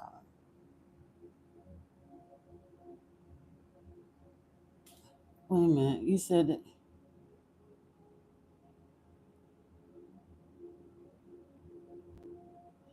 Well, here's the thing. Get what past the Vatican? Because they was the ones that was in it knee deep from the beginning.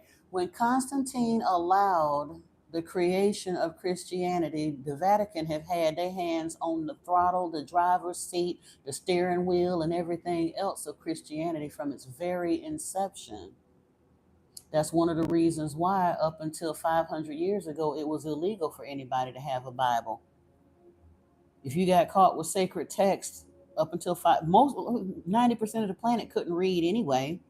But even if you got caught with sacred text, you would be unalived or imprisoned. You know a religion is corrupt as hell when they killed 80 million people to install it on the planet. Go do your history, do your research. The Holy Wars and the Crusades and all that stuff they whitewash and tell us about in history class. It was a land grab for the church, yes, but they were also installing religion on the end of a bloody spear while they was doing that. They go into areas and you will either accept this religion or you will die. And they unalived 80 million people to roll out Christianity on the world.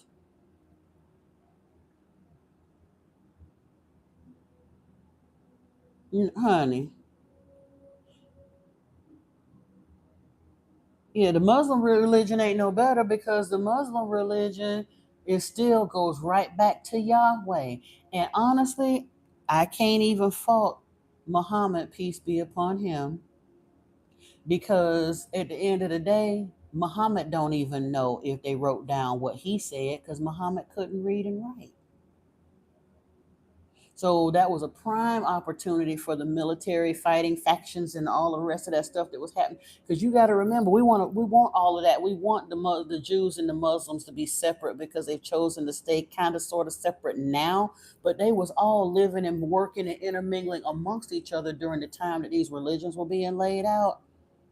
And they was fighting amongst each other. The Jews have always been very contentious and very violent, and so were the Muslims. Now, Muhammad, I'm not saying he didn't have an epiphany, because guess what? What happens when you sit and take time out and go fast and meditate? You liable to have a spiritual experience. It happened to Buddha, it happened to Yeshua, it happened to Muhammad. They all had the luxury of having enough financial support to go on these spiritual sabbaticals and quests to do this extended fasting and meditation and stuff. But Muhammad thought that he was being approached by Gabriel, and then he thought he was in conversation with Allah, Yahweh. So even if he did take direct dictation, he was taking direct dictation from a violent, displaced dragon. Yahweh has always been trying to get people. He wanted a people so he could secure a land for himself. Once he was exiled in the Anunnaki wars, him and Marduk was on this thing to get a people and get land and get people and get land. And I'm not sure what finally happened with Marduk. I'd have to track further into those texts to see. But that was part of the hiccup with the nation of Israel. He got convinced Abraham to follow him, and he said he was going to make Israel a great nation. He promised them the promised land and then never gave it to them. And 500 years later, he got Moses and told Moses to go in there and rescue. Like he said, he took such good care of the nation of Israel that they wound up enslaved. You a God. How you let your people get enslaved in the first place if they were supposed to be your people? And you told Abraham that lie 500 years ago. But yet 500 years later, they still don't have the land of Canaan. Now they're in slavery in Egypt, and Yahweh bebops right back up there. Now he's convincing. He still ain't come to the nation directly. He sends Moses. Go in there and convince the Pharaoh to let them go. They're going to be my people. Y'all going to follow me, and I'm going to lead y'all to the promised land. And still never gave it to them. How you gonna give somebody a land that's already got somebody on it? People that are twice as big as the people you supposedly giving it to. The land is crawling with Nephilim.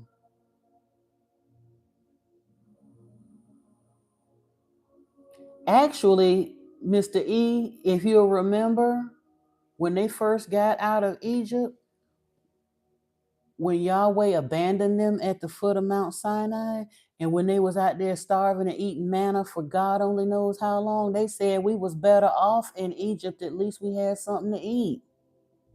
They wasn't trying to run away from Egypt until Moses told them to run from Egypt. Moses had been born in, well, he wasn't born into, but he had been adopted into the Pharaoh's house. And he was treated as one of the Pharaoh's children. Moses left because he saw one of the slaves being mistreated one day and got upset and struck down an Egyptian guard that worked in service to the Pharaoh. And he got scared and he ran away.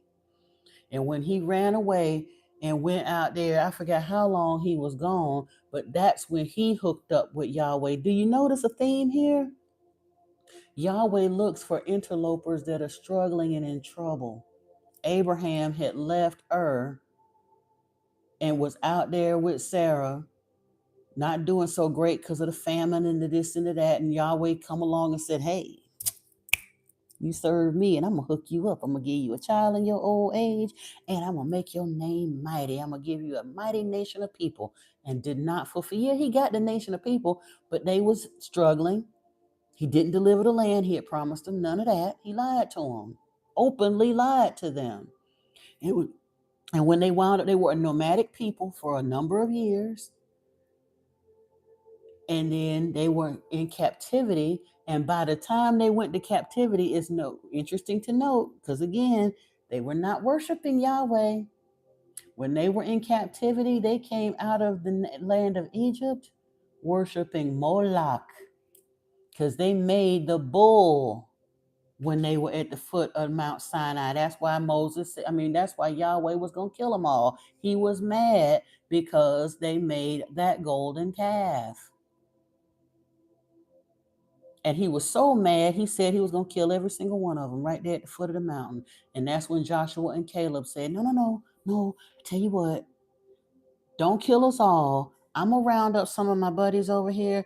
And tonight when they go to sleep, we're going to make a sacrifice for you. Joshua and Caleb and the people that they rounded up, unalive 3,000 of the nation of Israel in one night just to appease bloodthirsty Yahweh, to keep him from killing the entire nation, because they made that calf when he had abandoned them for 40 days in the wilderness. As soon as they got out of Egypt, they thought they was going to starve to death right there at the foot of Mount Sinai.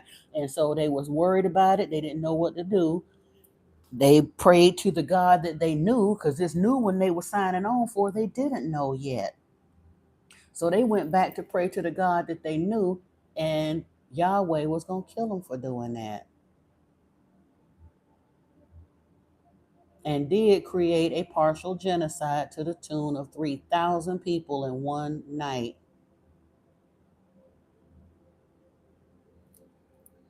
Hi, Jen. Nice to have you here. You said Egyptian is true. Yeah, look, a lot of this stuff happened. That's what I'm saying. I'm not saying that the things in the Bible didn't happen. I'm saying that they didn't happen the way we're told. They put a spin on it for a certain narrative and a certain effect. I mentioned it the other day. We look at the book of Job like it's right there, like Job lived in the time right before Yeshua came on the scene, because it's like Job, Proverbs, and then they start getting into the New Testament, into the Gospels. Job is probably the oldest one of the books of the Bible. That book was arranged in a certain way to create a certain narrative that suited Emperor Constantine and the ones that were installing that religion. So there are bits and snippets of truth. There's plenty of good common sense wisdom in it. There's a lot of records of what the Anunnaki did before they came here. But is it the story of an almighty creator of earth, the only true God, and the one who loved his son? No, it's not that. I don't hate our God. I don't hate anybody. I just understand and respect the fact that Yahweh is not what he is purported to be, that Christianity is not what it claims to be. It is a deception that has misled humanity. And since Yeshua has shown me that, I am speaking on it the same way he spoke on it. He didn't come here to mollycoddle and run up in the church and be a big star in the church. He came here and told people, you do not know my father. You worship your father, the devil. That was the crux of his entire ministry. And people like you are still sitting here talking about, why do you hate our God so much? Because he killed my Messiah and got humanity worshiping him in the name of him, with a binding spell to his nephew, Marduk, and lying to everybody, got them so blinded and tied up in black magic that people like you are still stuck in that lie and coming here wagging your finger at me as if I don't know what I'm talking about. That's why I'm speaking out, because my Lord Yeshua told me to tell the truth, even though people like you won't gonna like it. That part. In the sense that you're talking about starlights, there is none of those. True God, the creator of all, never asked for our worship, has never interacted with us in a way that demands worship. The very concept of worship is something that Lord Enlil, Yahweh, Jehovah insisted on when he put forth the deception when he came here. He said that we were never to know that they're not gods. We're going to tell them we're gods. You're going to insert a worship gene in them to make them want to worship, and we're going to tell this lie and brainwash these people until they believe it. That is a complete fabrication of Yahweh. Yeah, okay. But you know what? The first part of that talks about no one sacrificing their son or daughter, and Yahweh let him tell it, sacrifice his son to the world. So speak your own stuff, and if you don't like it, you can get the heck on up out of here, Nico. That's what you could do. Bye bye.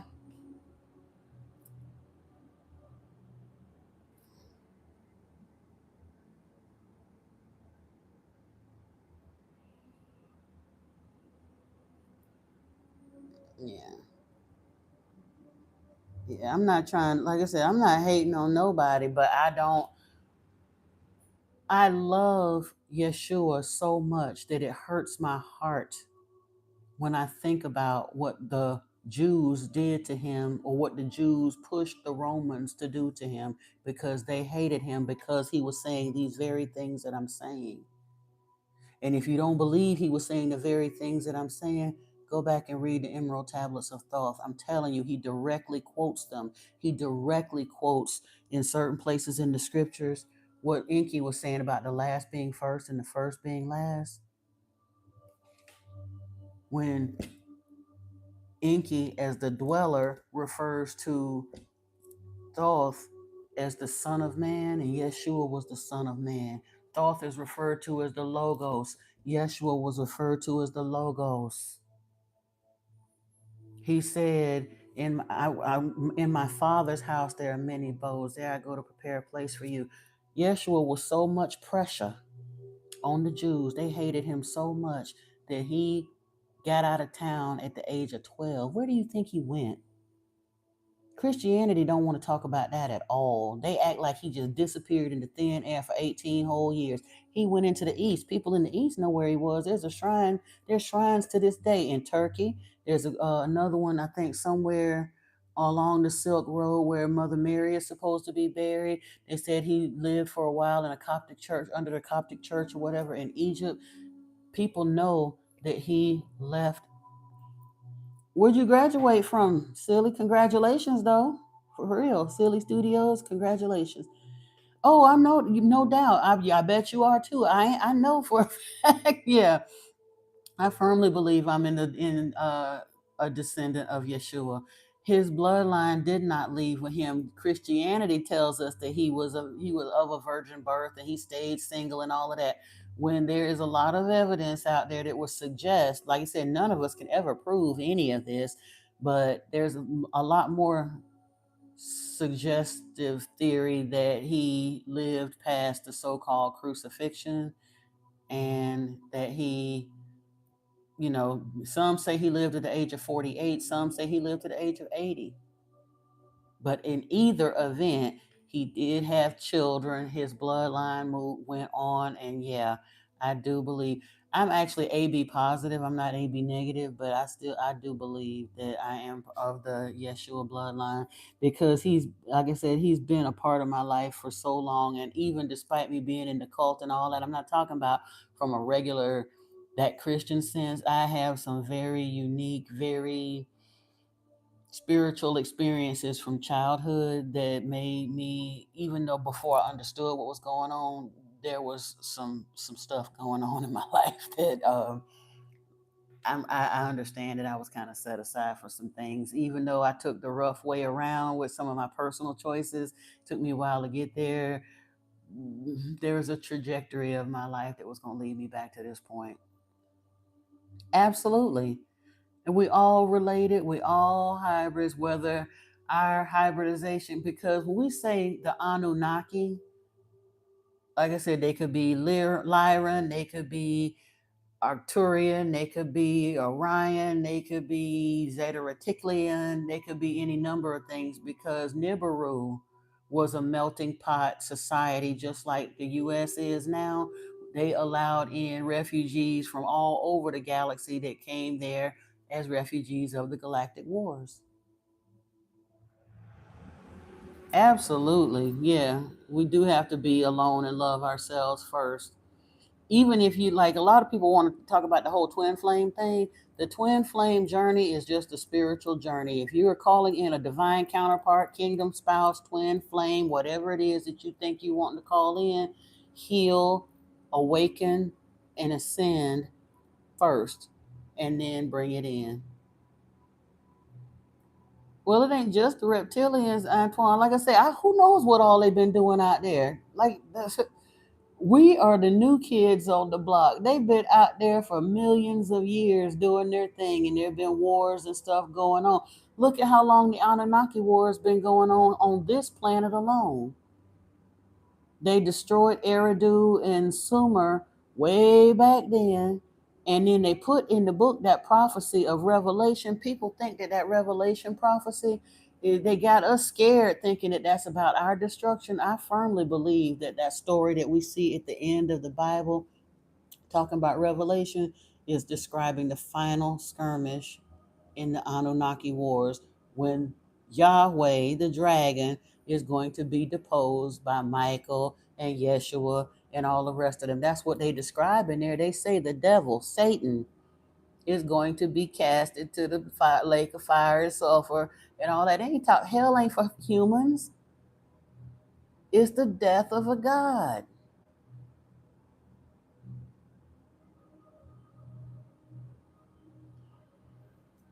You ain't upsetting me, but I mean, like I said, our blood is here, but honestly, whatever your relationship is with your child, he probably is spiritually important, but you still can only worry about your spiritual relationship. Is your child still a minor? Yeah. No, honey, you can't give me you can't give me $2 for a reading. A reading will cost you way more than $2. If I pull some cards because I choose to, that's fine, but I will never undervalue and disrespect my spiritual value by giving nobody a full reading for $2. I have to give it to you out of the kindness of my heart, or if we're going to put a price tag on it, I'm going to be paid respectfully for what I'm supposed to be paid for. Yeah. There's a such thing. One of the universal laws is about the law of fair exchange and reciprocity, and truthfully giving blesses the giver and the receiver. I will not be disrespected with a $2 reading. I don't mean no harm, but no, I don't do that. I know my energy and my time is worth more than that. If you believe it's a scam, goodbye. That's all you got to do.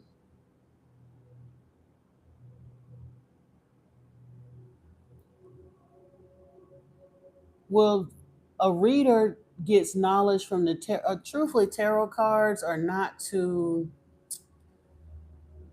it's not giving you a hard fast picture. The cards are a suggestion, they bring certain things to mind, but truthfully the tarot cards just kind of trigger your intuition. I Cuz think about it, there's only 78 cards in a deck. Sooner or later we'd run out of messages, right? If they weren't actually tapping into your intuition. I can pull a sequence of cards today and get one message out of them, and look at them even later on for somebody else in a different reading under a different energy, and may see something completely different. So it's not an exact science. That's one of the reasons most tarot readers will tell you, don't make major life decisions based on one turn of the cards. The tarot reading is for confirmation. It's not for answers per se that you don't have no clue. You need direction. You don't have no clue what's going on, and you go see a tarot reader. Why would you allow somebody to try to shape your destiny that way?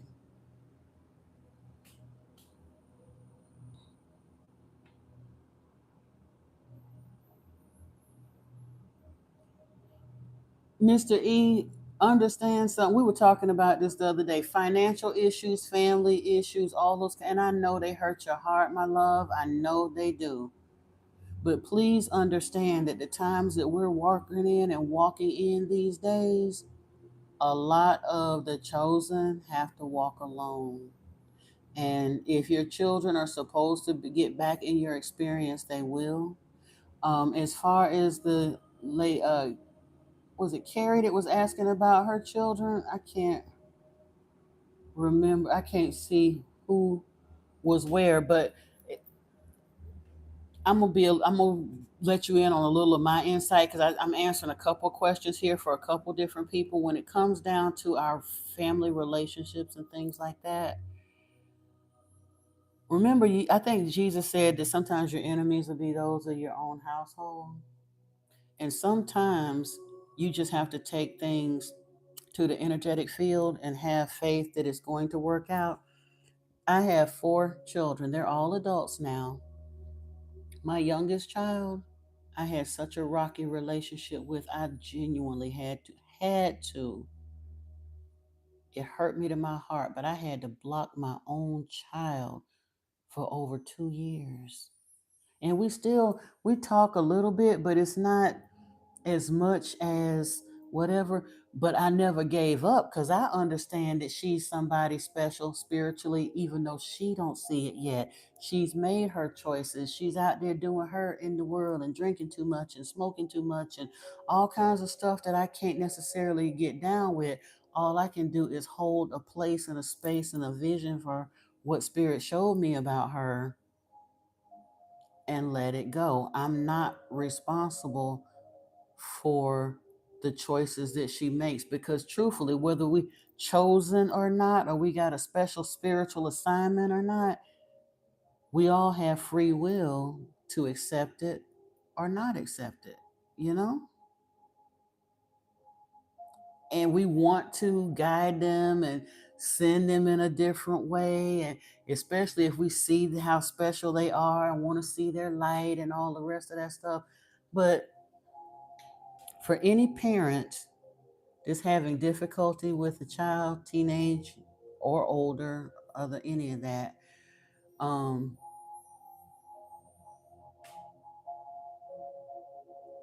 okay. Well, anyway, thank you. I appreciate you. You can email me. I haven't set a schedule just yet. A lot would depend on what you want to do. If you email me at modernmysticmessages@gmail.com and let me know what you have in mind, the cost of the reading will depend largely upon how involved you want to get, what kind of questions you want to have answered. I will be a very reasonable and fair reader. I've seen some of the prices and things out there, and I am just getting established as a reader, so I'm not going to try to rip nobody. I'm just not going to allow myself to be disrespected either. But yeah, as far as the children, if you're having difficulty with one of your children, or you, like I said, you see that spiritual potential in them and you're wanting them to do this or that and you're having a rough time of it, like I say, you're going to have to just let it go. All you can do is love them, guide them the best way you know how. But when it comes to trying to push them towards their spiritual calling, you can't do it because they may or may not choose to get it and ascend in this day and time. They really may not. It's up to them. Anywho, let's see. We're going to grab a couple of cards. How about that?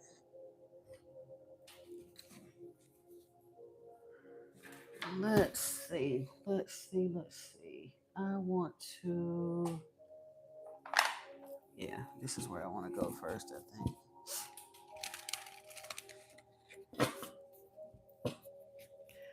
Ooh, y'all, and I'm gonna make it real quick. I do have to get off of here. Modern Mystic Messages at gmail.com. And honestly, oh, thank you, Unique. I usually keep it covered, but I had a job interview today, so I wasn't gonna show up in a turban and bindi and all of that. So I waited and brushed it back and did the ponytail and all that, and I ain't want to put it up wet, so I had to put some twists in there. Um, Yes, ma'am, Miss Carrie. Ascension is the goal, and that's where we're at. I hope you subscribe to the channel because that's what we're working towards here. That's what I'm looking for. Ascension in this lifetime, accepting my Christed beingness, all of that good stuff. Yeah. Oh, you're welcome, Suzelle. And like I say, it's getting kind of late now, but I'll leave me the email and kind of give me an idea, and I will communicate with you tomorrow. I am gonna have to get off of here in just a little bit because I gotta finish doing some stuff for my roommate that's gonna go to work tonight. But I'm gonna pull a few little parting cards and see what we got here. Harmony and balance, joy, contentment, curiosity. Open your mind and live into it. Live the question. And the sanctuary. Wow. Okay. And let me see. Let me see.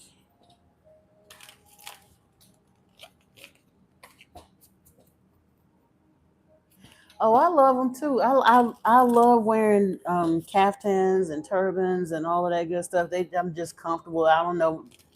Spirit just kind of switched up my style a little bit in the past few years, but I figured, if I get the job, they'll see that. But I wasn't gonna I wasn't gonna show up at an interview that way because it isn't a religious thing for me. It's just a preference.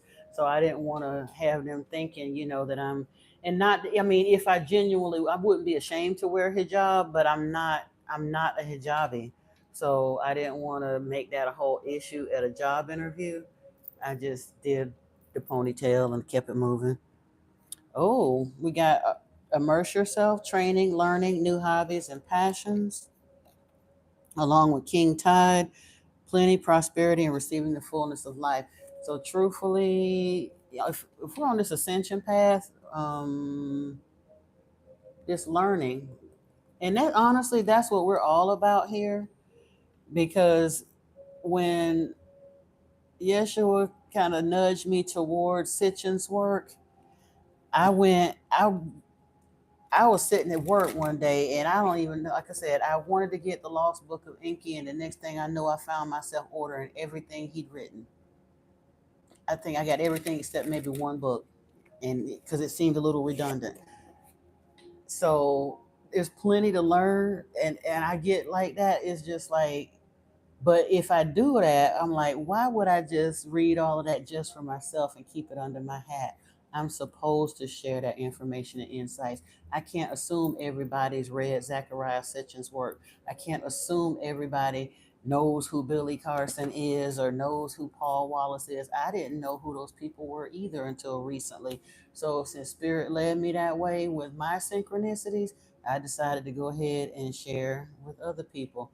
Zechariah Sitchin. He was a gentleman born, I believe, in either Israel or Palestine. I can't remember, in like the 40s, 50s, somewhere. And I forgot what year exactly Sitchin was born.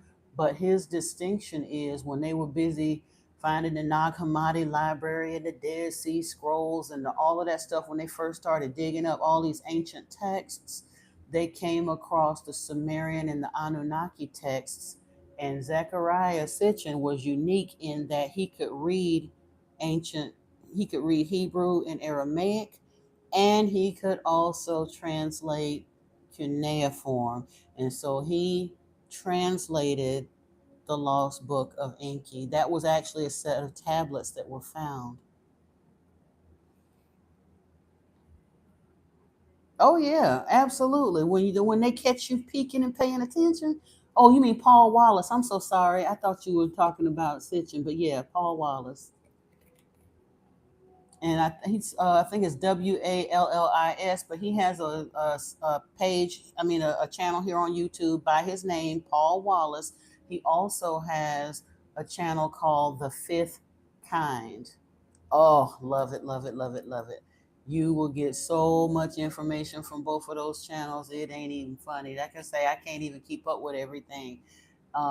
Astral Legends TV is another really good channel for a lot of this information about paleo contact and stuff. And a lot of that stuff they do in like video format, so it's super entertaining. They're not just sitting talking; they actually make like little graphic cartoon things that are the information is good, but they give you a lot of the AI graphics, so it's super entertaining. Um, Anunnaki, wait a minute, it's Anunnaki Ancient Mystery and Anunnaki Ancient Astronaut Archive. Yeah, Forbidden Knowledge, absolutely. Billy Carson Official and Forbidden Knowledge. And somebody was asking about the tarot cards. There's a channel called Morgue Official. If you go to Morgue Official, he is awesome. He gets into very deep text. He's a lot into like the Kabbalah and a lot of the old occultic and like I said, a lot of the ancient texts. But if you go to his live tabs over the past couple of months, he's done an ongoing series, and I just have not had time to watch it all yet because they're each over an hour long.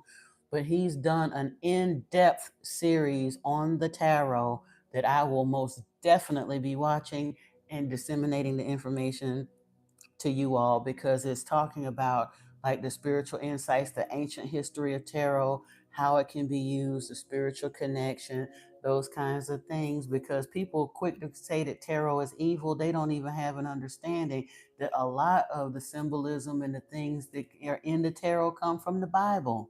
They have no idea. They just decided it's evil because a preacher told them it was evil.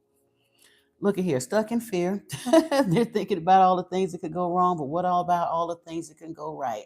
Make a paradigm shift in your thinking and take inspired action anyway. Indeed. And acceptance. You may be disappointed with a recent outcome. Remember, if one door closes, you're being redirected to one that will soon open to your true soul path. Wow. Oh yeah, he there was some the stuff. He's a contributor from time to time. Paul Wallace, the clip that I was talking about the El Elyon destroyer and all of that. I believe that was from a Gaia presentation he did, and recently on I think it was on the Fifth Kind, he did a sit down with one of the lady hosts from Gaia, and they were talking about some of the stuff with the paleo contact. Super interesting conversation. I highly recommend going and checking that out. I want to grab this and see, and then we're gonna look at some. I want to look at them 144 cards, because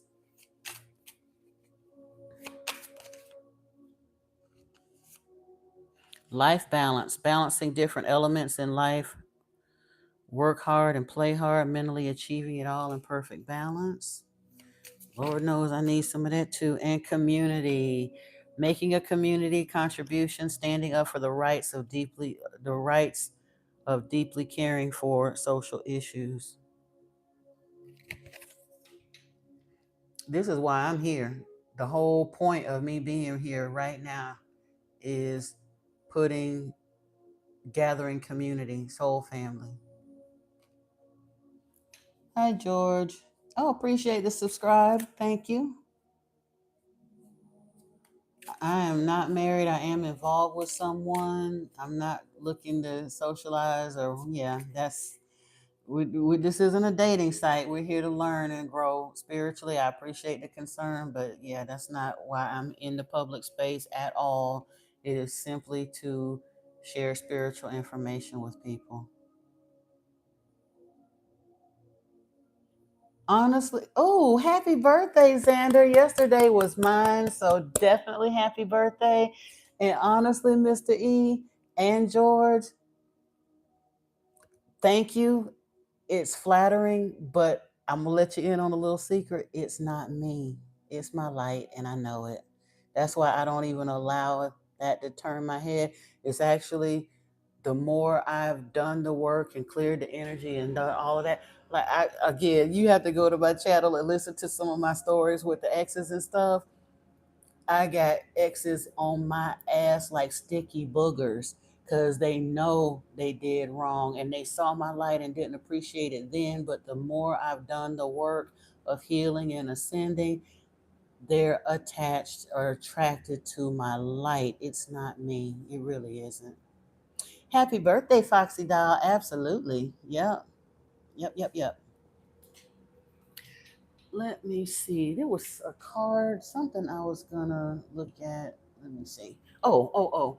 Because we're gonna, like I said, I want to do this real quick and see what, because I like Maji. Maji got the tea, and these are her deck, the Maji deck.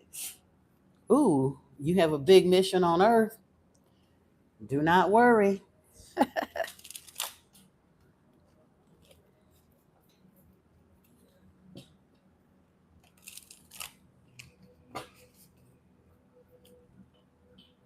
Ancient Egyptian ancestors, you know it.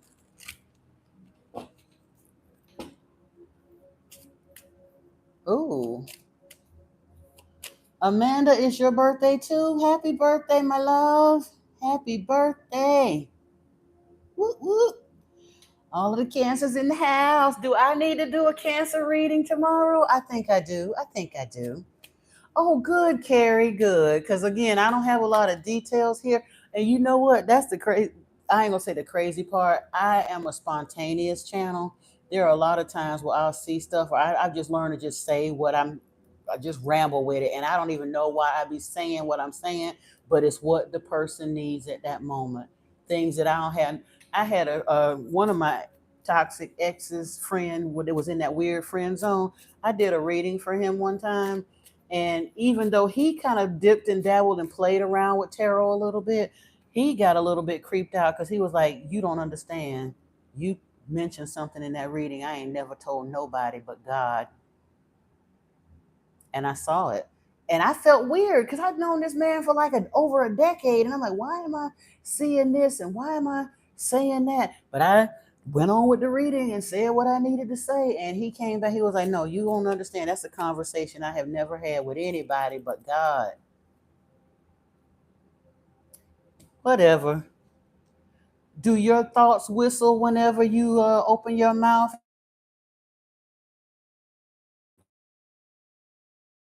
The gift of courage, and you're an empath. He ain't got, honestly, people don't even understand. I've had dentists wanting to close my smile. All of the females in my family have an open smile, but he have no idea how sexy this is considered to be in some parts of the world. That part. An open smile in Africa and India are considered very beautiful. And so I don't have to live to an American beauty standard. My open smile is my open smile. Wake up, Cody. It's right there. Wake up. And honestly, I feel like anybody, whatever they got, whether they got little bitty teeth, big, longer teeth, gap, whatever the case may be, you got teeth and can eat your food, you're beautiful and you're doing what you're supposed to do. We're, there's 8 billion people on this planet. Honestly, there's very few truly ugly people. We get told that people are ugly or whatever because of the crazy standards we're given, but you're a piece. Like you said, did I not tell ye are gods? You are a representation of a divine being. You can't help but be beautiful. You better know that and walk it. Walk it. Ooh, wake up. We're still on the bottom here after all that shuffling. Oh, flower. I love it. Love it. Love it. Big mission on earth came back out. Oh, God's ambassador and shaman. See? That's what I'm talking about. And I know that I set an intention to draw in soul tribe that we, like I said, I can't even talk about what I've been seeing. Well, I can talk about it. Ain't like it's top secret, but I'm saying it's so big that it'll sound crazy right now if I try to tell you what I was shown that we're going to do. But it does require a soul family, it requires crowdfunding.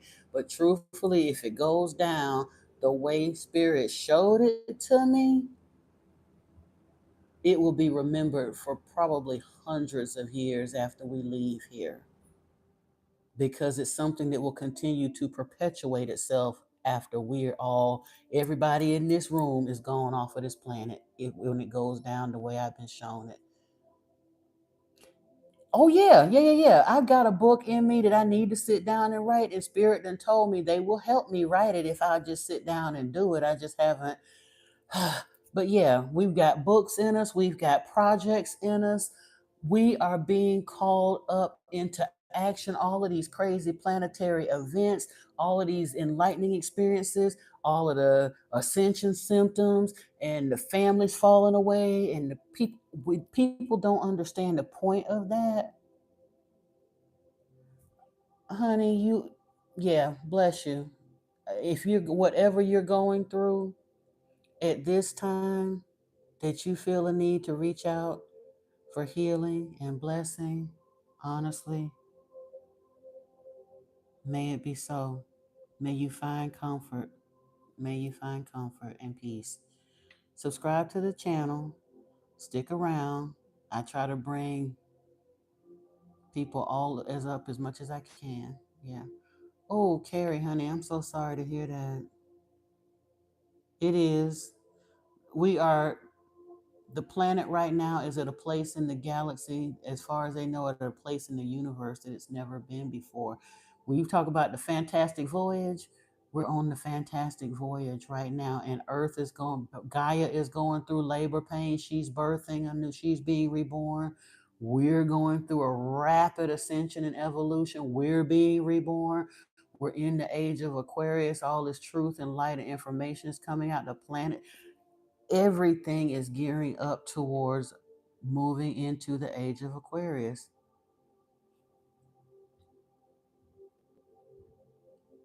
Oh, he said fires all kinds of things after your bloodline. Yeah. And honestly, now Carrie, I'm gonna say something here, and anybody else that's having difficulty with that, I don't want anybody to be callous about what's happening on the planet right now or people that are leaving. But please understand, there is it's happening now, and it will probably continue to happen. There's going to be a rapid exodus of people off of this planet. Please understand that it is not always necessarily a bad thing. I do believe that there's going to be some that are here now that are going to be leaving quickly, and it will hurt us when they go, but they're leaving so that they can either assist in the unseen realms, or some of them will be doing a very rapid turnaround and being coming back as very special beings that are here for a very special, like evolved beings. They're more of their DNA, they're activating powers, and all that will be unlocked. There's going to be a series of very special babies coming onto this planet before very long. And some of them will be a quick turnaround, if you know what I mean, in the reincarnation cycle of people that are leaving now, that it doesn't really make a lot of sense to us why they're leaving, and it does hurt. But if that helps you get through that cycle of grief, just understand energy is never lost, it's only transferred. So even if they don't come right back around, those loved ones that are leaving us, you can still connect with them through the other side of the veil when your grief, once your grief has subsided to a point that it will allow you to. Yeah. But that, uh-oh, I didn't make tea, I'm so sorry. Okay, bless you. He's good. He came down a little bit earlier. He's leaving earlier, so I didn't make tea. He said it's okay. Yeah, but there is fruit in there, so okay. I can do that now, yeah, because I got plenty of battery, and I don't have to get up and do pack lunch and all that. So yeah, I can pull some more cards. Let me see. You said it was answered in '68 by corporation to separate the family and double their profits with two of each bill we had. I'm not sure what that comment means, Mr. E. I was born in '68 though, if that helps anything. Ooh, Earth Soul. Sticks to what is socially accepted, desire to belong to a community, spiritually evolve here on Earth. That card came up out of there, and I really wasn't even particularly wanting to pull from this deck. anymore, but I did. So yeah, we're keeping that one. Let me get these out the way though.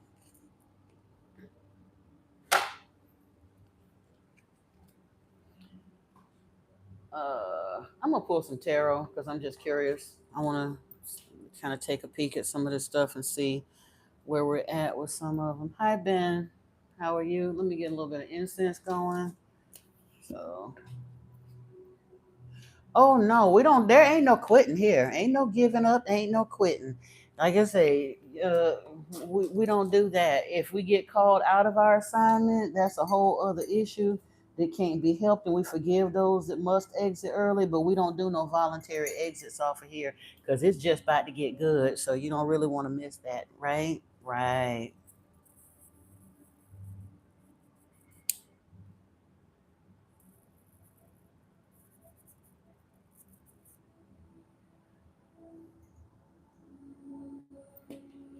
Hold on. Oh Lord, I think I done stumped out my candle. I be trying to get the last little bit out of these candles. I swear this thing is gonna make me make some candles this weekend. I'm trying to get to the weekend so I can take my time and do it, but I think I'm gonna be doing a candle pour real soon. Ooh, Capricorn. Okay, 1 1 and 6 6. All of them synchronistic numbers there. What in the world? Okay. Let's see what we got. Oh, thank you, God of Smile. Thank you. I appreciate that. Honestly, Ben Sultan, I got a kind of a scary experience with astral travel and stuff. I've done it spontaneously before, and the very last time that I went into astral travel, I left my body, and my grandmother my grandmother passed away, and she transitioned because she ain't gone nowhere, but she transitioned off of this earth in 1985. She shows up in my dreams sometimes, in reanimation dreams, meaning in the dream I know she's passed, but then she appears alive again, and we enjoy her for the time that she's there, knowing and understanding that we're going to have to bury her again. And I've had that series of those kinds of dreams. Oh yeah, Kiki, your granddaddy ain't going nowhere. He may not always make himself known to you, but you can ask him for a sign. Just ask. Like make it open yourself to it. Oh, whoa, whoa. First two cards came out the deck, Ace of Cups and the Empress. So this is something that you're gonna have to open yourself to in birth, but you can definitely do it. The cups are all about the emotions. So you're going to receive some kind of a sign or an offering from this ancestor, something from the divine to let you know that it's your grandfather around. You might hear a song that was his song. You might smell something, an animal. You'll know when you see it.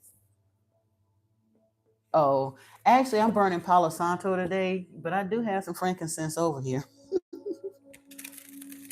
I like the sacred woods. I got Palo Santo, sandalwood, oud, oud, agarwood, frankincense, and dragon's blood. Yeah. Oh, you're welcome, my love, honey. Good look. Ooh, Queen of Pentacles. Yeah, I had to repair my relationship with my parents after they transitioned, so I know they don't really ever truly live us. My parents was Jehovah's Witnesses.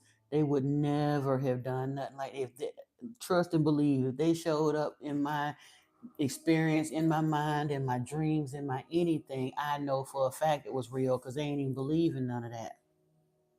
But the insights that I've been given since that time has truly let me know that they are here with me.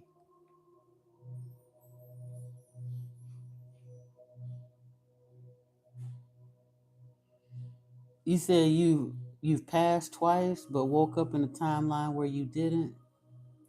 Honestly, that doesn't surprise me.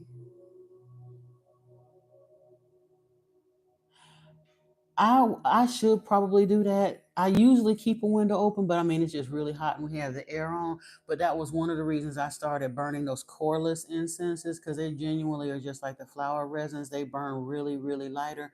I my and it's crazy. I was a smoker for 30 years, okay? Almost 30. And all of a sudden I stopped smoking. That was fine. But even after I stopped smoking, I had been burning hemp incense. I wound up giving away, them big boxes of hemp with like each of them have like 6 rolls of incense in it. I gave away at least 6 of those boxes full of incense because I can't do the carbon based incense anymore. I have to burn like coreless, really pure incense and all of that. That's one of the reasons why, well, I mean, a number of reasons, but I actually am going to start making my own candles as well because some of the candles I burn, even, they don't like it. Yeah. Do we believe in oneness? I do. And that sounds, we are living in a dualistic world, but ultimately we're all one. And yes, it does make the brain itch a little bit. It gives you a little bit. I mean, because our limited human consciousness is wanting to lean towards dualism. But at the end of the day, if we're all God experiencing itself through itself, we're all one. It all feeds back into the one anyway. And I saw that. I was shown that in meditation. Like I say, I couldn't see the one, but I was managed to see the aeons surrounding the one. I saw the one. I mean, I saw the back of the one. I didn't get a face to face audience, but yeah. Oh, okay. Look, the cards that came out of here for somebody, because we this ain't a particular subject, but the message that I'm getting, there is education. Oh my goodness. Look, let me tell you something. Ben Sultan, I'm only laughing because when I said I want to call in Soul Family, I can't tell you, baby, my history is JW as well. My boyfriend is actually in Ghana, and I will eventually be moving to Ghana, but his brother's girlfriend was JW. Those people, like I said, they're everywhere, but people are coming out of it. But yeah, I lost my whole family. They're still living, many of them, the ones that ain't died of old age and stuff. But I was shunned by my whole family over religious belief. And for years, I stumbled around, wanting to know, but not knowing and all that. Now that I know what I know, they can't print enough money to make me go back under that foolishness. And I wouldn't be disrespectful in their face and call it foolishness per se, but I don't mind calling it out for what it is because they are so haughty. They're worse than they're some of the worst with that whole better than you, separate from everybody. We don't need to work. We don't need to educate ourselves because y'all are all gonna die in Armageddon anyway. That was one of the things that bothered me the very most. How can you be comfortable with a religion that's telling you that 8 billion people on this planet are going to die and you going to be the cleanup crew after it's all over with and you're perfectly fine with that? They ain't thought about the logistics of that, right? 8 billion corpses on this world planet and 8 million people to clean up 8 billion corpses if it goes down the way they think it's going to go down. Really? When are you gonna get a chance to enjoy paradise when you're gonna be in this rotten, stinking cesspool for about 5 lifetimes cleaning up corpses? They ain't think that through very well. I'm just saying.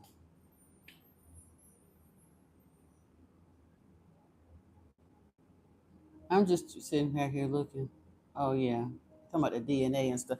Nobody ever stopped to think about that. And how hateful do you have to be to believe that it's okay that God is going to come through in his infinite love and wisdom?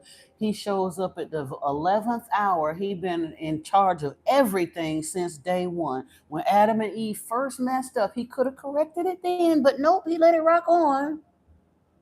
And he let it get so bad that he gonna come through and destroy everybody, even though everybody on the planet ain't had the opportunity to crawl up under his good worship and auspices. It is some people in some corners of the world that ain't never heard of Jehovah. Yay them. But I'm just saying, if this is, let Jehovah's Witnesses tell it, this is God's purpose and what's going to happen, and they still think that God is loving and they can believe that. What did we say earlier? Worshiping a monster makes monsters out of us. If our God is murderous and misogynistic and all the rest of that, then guess what? It justifies us being that way if we believe in that. No, baby, I believe in Lord Enki coming here as the master geneticist. I believe in the creator of all. No, it's okay. It's okay.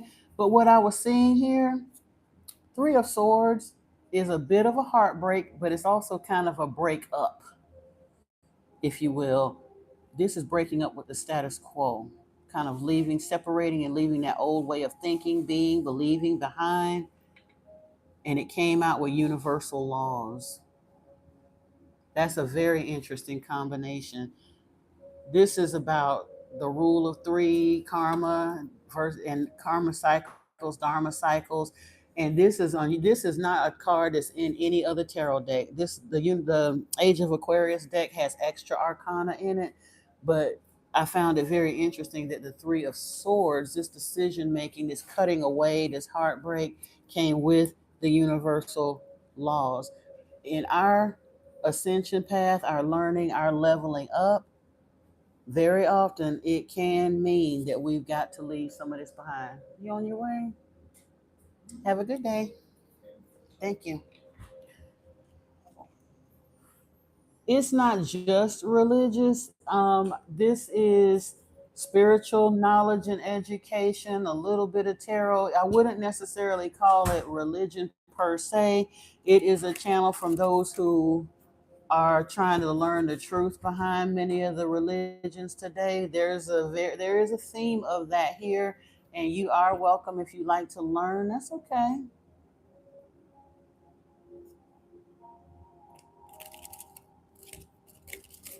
My handle, it's Modern Mystic Messages. That's the channel. You can subscribe. You can email me at modernmysticmessages@gmail.com. Please do mind. We're going to keep it spiritual and respectful and classy. Anybody that emails me nonsense will be blocked from my email and blocked from the channel. We're not going there.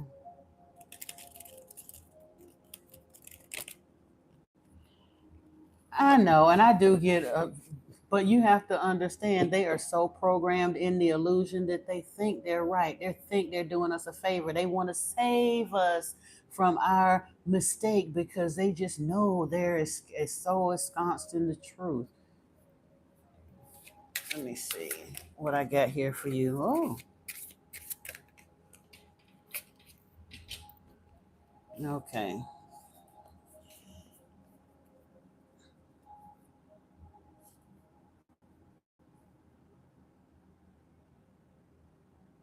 Unilets, I don't know what you got going on, but it doesn't look bad here. The cards that I just came out here with are the Alchemist, which is a visionary talking about divine transformation. The Eight of Wands is rapid movement. Ace of Pentacles are new opportunities and financial abundance. And the Sun, that's happiness all the way around. Hi, Myra. How are you? Good to have you here. Thank you for joining. So, something is changing for you. According to this, it looks like something is changing for you for the better. I mean, you're asking for the cards to be read, so you must have something going on. You want to give me some kind of a hint or clue so I can at least, let me see here. Wait. You ain't gotta tell me. Let me look. Yeah. I don't know. I'm feeling these. Let me see.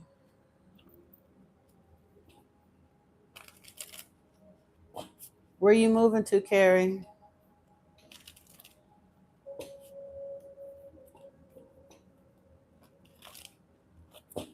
Oh yeah, honestly, Jim, I feel like anyone is welcome as long as they're respectful. Most of the time, we get folks that come in that are wanting to proselytize and tell me how wrong I am and all of those good things, and I just don't have the time, energy, or inclination to explain to them why I'm very certain about what I'm doing, and I don't have to. I don't need or want their pity, but anybody that wants to learn what we're talking about is welcome because it does affect everyone. And truthfully, there's a message on my channel that I did several months ago. If you'd like to go look at it, it's called What Every Christian, Muslim, and Jew Needs to Know. And it was a little bit of a rant of mine. It was a series of voice notes that I took after a day of profound, like some insights I had in meditation, but I didn't edit them or any of that. I just went ahead and uploaded them to the channel. And there's a discussion also, I think it's called the Resurrection Day message. And there is a discussion of John chapter 1 1 and John 3:16 that are in there that may actually kind of give you some direction and insight as to what the channel is about, kind of in the nutshell. And I have separated those type talks from the tarot because I know not everybody is into tarot or believes in it. So I've made a playlist on the channel that if you want to look through, that playlist is called Modern Mystic Loved Ones. And it's literally just a series of talks to the loved ones on the channel that can kind of give you some insights as to what I'm about. Okay. Let me see.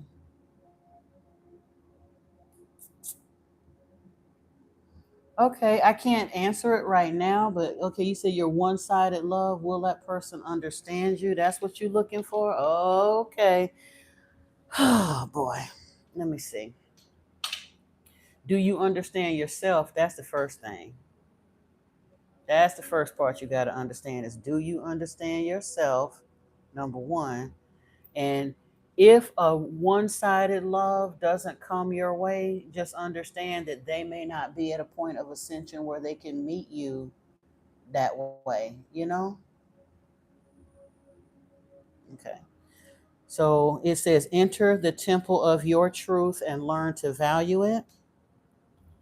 A new strategy is required. Find the path to love and happiness. Oh, a partnership for the new age. It is time to welcome it. Now, whether that means that it's this particular unrequited love that you got here or something else you're looking for, only you can answer that. Only you can answer that.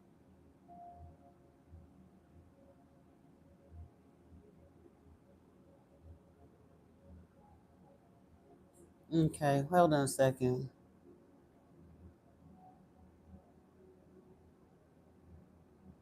Okay. All right.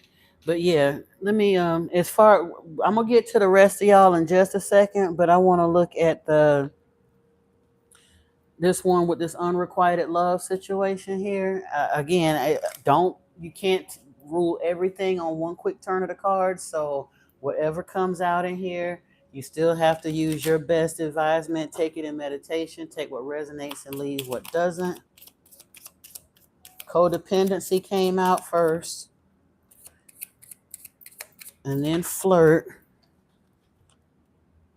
Express your love. It says go ahead and make the romantic gesture, extend your lighthearted energy to others. Oh, wait, maybe not with that one then. And codependency, addictions are affecting your love life. Honestly, but these two sets of cards that have come out here, if I had to say so, if they're not returning your attention, you may need to move on.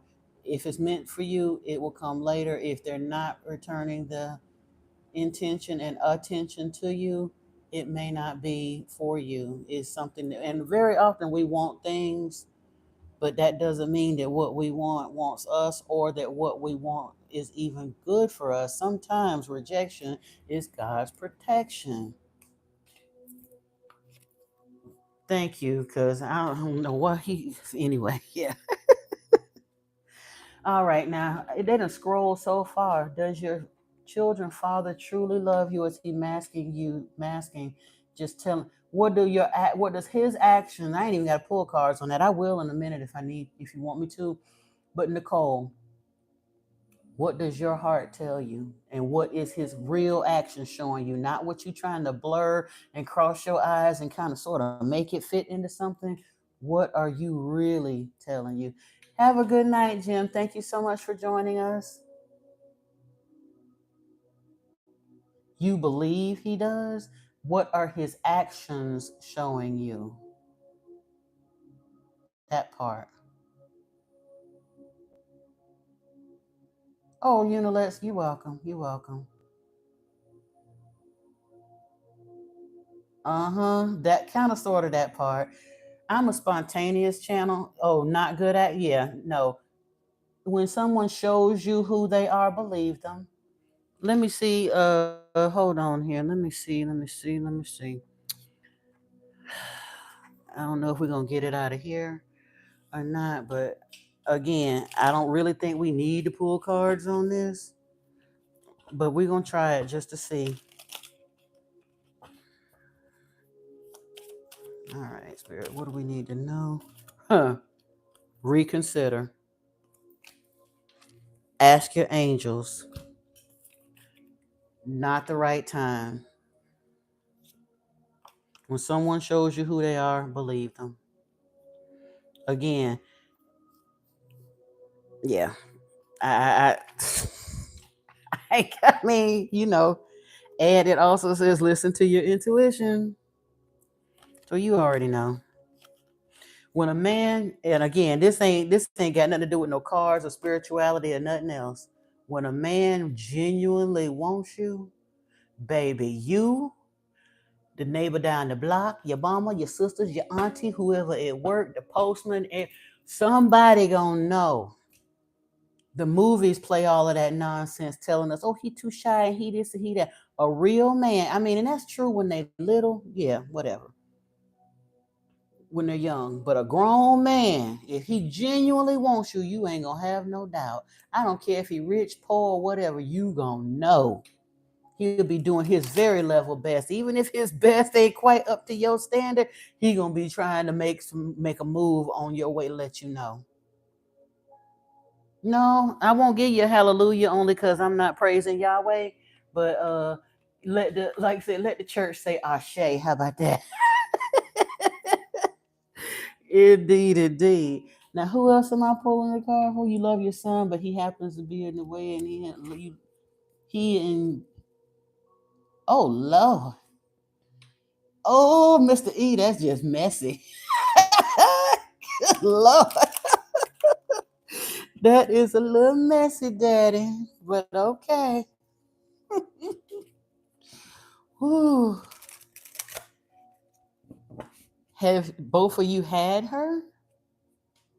Because I can't recommend that to either one of y'all, and it ain't got nothing to do with y'all, but a woman, any woman that will entertain a father and a son, that's a dangerous heifer. Get away from her. Okay? I'm sorry. I said it with my full chest. I don't care what she looked like. I don't care how you love her. I don't care none of that. Any woman that's trifling enough to deal with a father and her son and his son, that's nasty. It's nasty.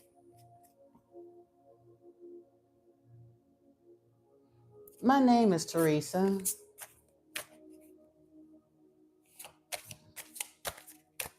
Hold on a second.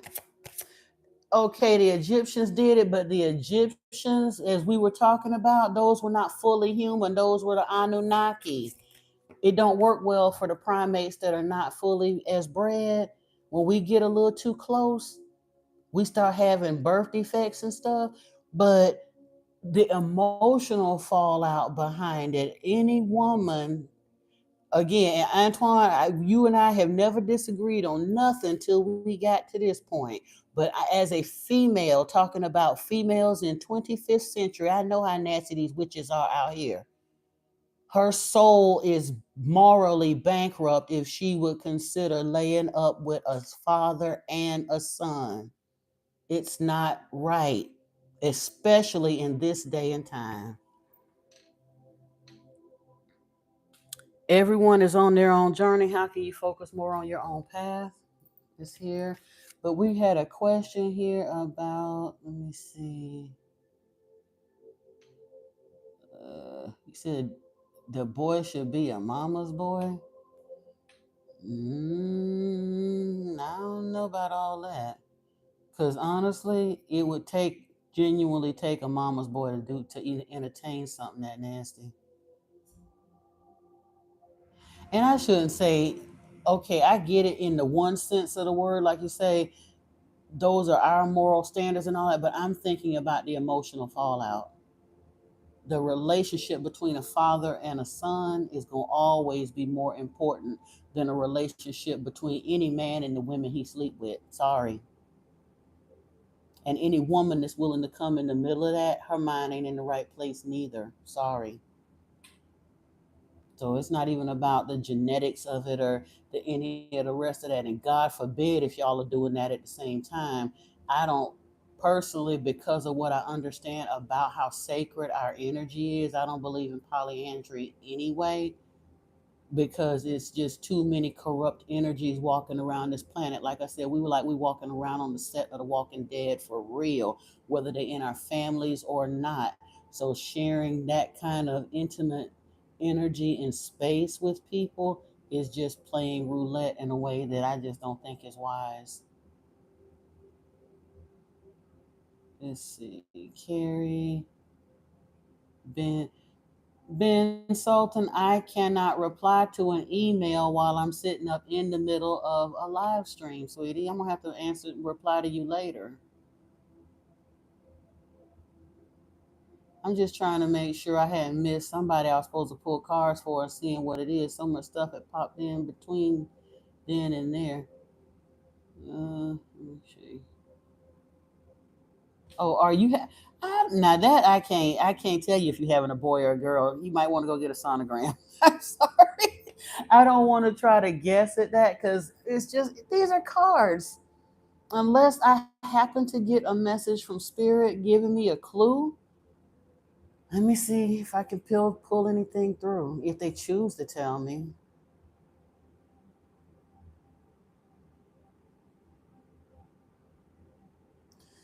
The thought that keeps coming to my head, I'll try to see what was ricocheting around. It keeps reverting back to boy. Now, I'm not guaranteeing you that. I still recommend you go get the sonogram. But as I cleared my mind and kind of asked for an answer, not once did I even try to see, okay, boy or girl. I keep thinking boy, boy, boy. And I have no preference one way or the other. I think the answer I'm getting is boy, but like I say, don't go out buying all blue clothes just yet. What will your next job be? The one you choose to let it be, Natalie? And honestly, meditate and figure out what your next job should be. It depends. If you're working from your have to, it may be whatever you can, the next thing smoking. That's where I'm at right now. Now, my next from the heart space job, I know what I want to do. But all my past due bills say I may have to do what I have to do until I can work my way back around to what I want to do due to some poor financial choices I made in the past. So I can't promise you. Oh, I don't know how many times I've been here though, Ben Sultan. I know I am an old soul. I know I've been here before, but yeah. You want to, okay, Ashwin, you want to live with a woman who had lost her husband 2 months back, who was with you for almost. I would suggest you allow her to grieve properly. Your math ain't math, and you're 40 years old, and you want to live with a woman who lost her husband 2 months ago. but she been messing around with you for 6 years. Well, what I'm gonna suggest for you is that anybody who's messy enough in their personal situations that they deliberately commit adultery will probably do the same thing to you eventually. How you get them is how you tend to lose them. Now, if you want to take that chance because you just got to have this woman, that's fine. But for 6 years, you contented yourself with sleeping with another man's wife. And now he ain't been in the ground for 2 months and you want to get with him, you want to live with her, and you really think that's going to go well? You live in India, you know karma don't play like that. And she got all y'all addresses. So do it if you want to, Ashwin. But I can't co-sign that. Okay, I'm okay. I'm glad I answered you. That's good. You both love his mother. I'm not.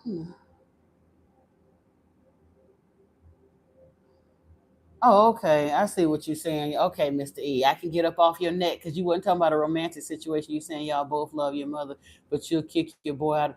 Well, and I get that part too. Most daddies are about their daughters for show, for show. And that's the way it's supposed to be. Every little girl is supposed to feel like daddy's princess. Part of the reason we're going through the scandalous crap we're going through now, because we got a whole generation of fatherless children, basically, because they're being raised by single mothers, and single mothers are the very devil on their daughters most of the time. Mothers, period, have harsh relationships with their daughters, and the girls don't. When the father is absent, she has daddy issues. She don't get that. So yes, you just love on that daughter, and that's what it is. Ain't no problem. All right, Ben, I'm gonna pull a card for you. I'm trying. Look. I'm way. Y'all keep sending stuff. Pull cards to tell you to read and should you have give your husband another chance. I done told you. No, no. If he's clean, well, Candace, with the drug situation, if he's truly clean and drugs was the only reason that y'all broke up, that's completely up to you, honey. Um, Let me see. Ben, let me pull a card for you. Ooh, Ben, Midas touch. Things are working out in your favor. It says, in what ways are you abundant right now? The more abundance you can find now before the money shows up, the more it sets a path for the money to be able to come. Let me see. Familiar love. Okay.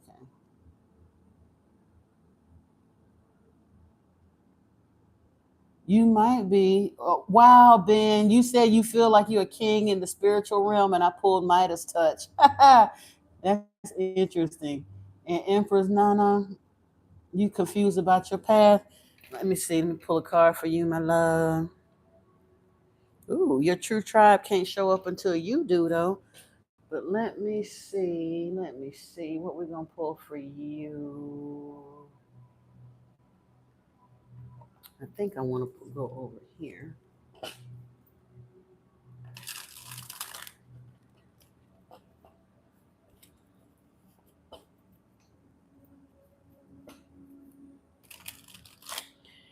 Since Empress Nanato, I highly encourage you to create to subscribe to the channel because you're in exactly the right place. This is for people who have been on that path but kind of confused, want some information so that they can get some clarity, make a choice. I'm not proselytizing or telling anybody what to do. I'm just disseminating information so you can make a choice as to how you choose to move forward. So yeah.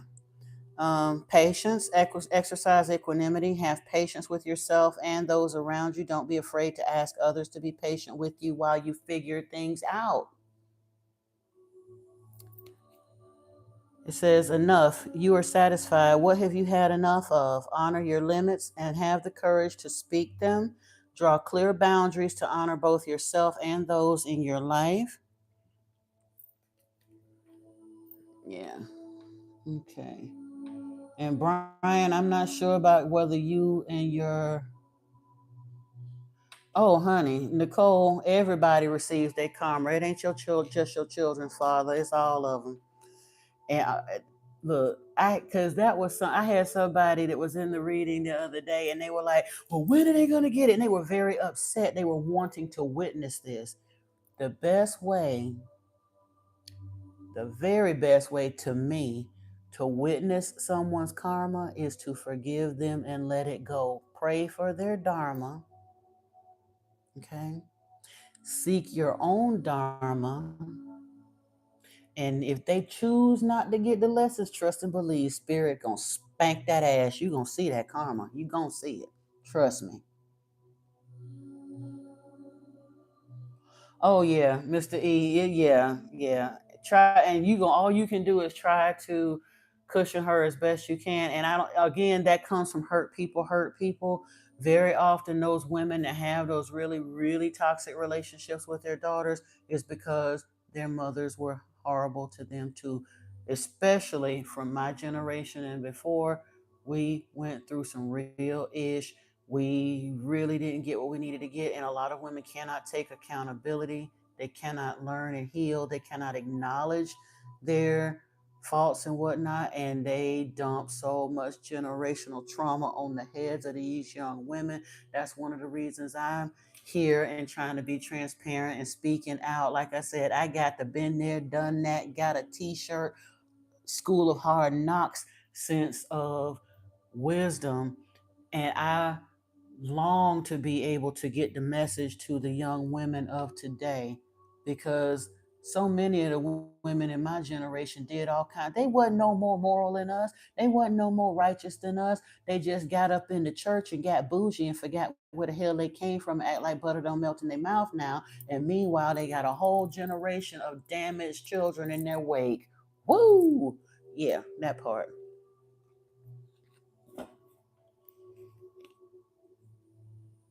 How is your life transforming? Well, let's see. Let's see.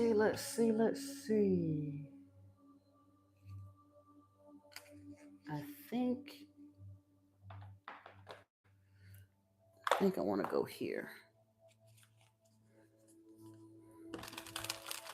And honestly, as a reader, this is the biggest part of what allowing my intuition to guide me to which decks to pull from is like half the battle, because truthfully, most of them have a number of subjects. And if I really set the intention for it, what's supposed to come out of this deck will usually come out of it. If I've got, like I say, and if it doesn't, I got more decks. But yeah, we'll see.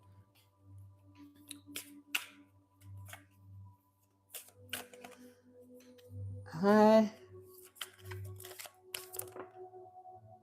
Oh, okay. So what's the question here?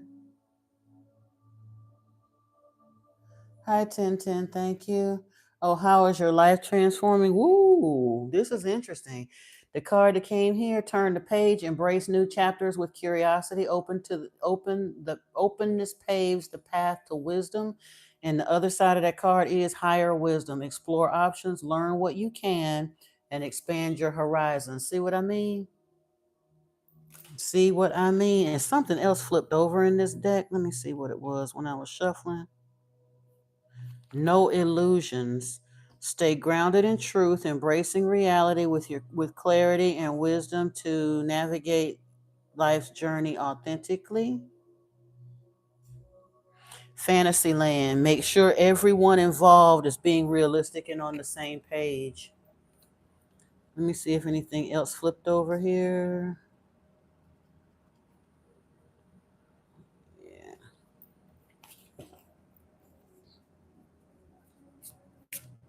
Oh yeah. Between exactly the feminist movement, people thought that was, oh, that was going to be so wonderful and blah blah blah blah blah. Okay, Antoine, go ahead, baby. Ooh, well, good luck on your interview. I hope you do well. Come back and give us some really really cool info, because yeah. And from this point out, I'm gonna be leaving fairly soon too. I think Flower is still here and got it, but even if she doesn't, if they get too crazy, I'll do what I gotta do. Ooh, child, pray for her, because honestly, That's one of the things that I'm on the path of right now. I'm having to enter this initiation fast, and I'm not even 400 pounds, but that's painful. I can't even imagine. Yeah, yeah. All right, Antoine, I'll see you later, dear. And like I said, let us know, keep me posted about the job.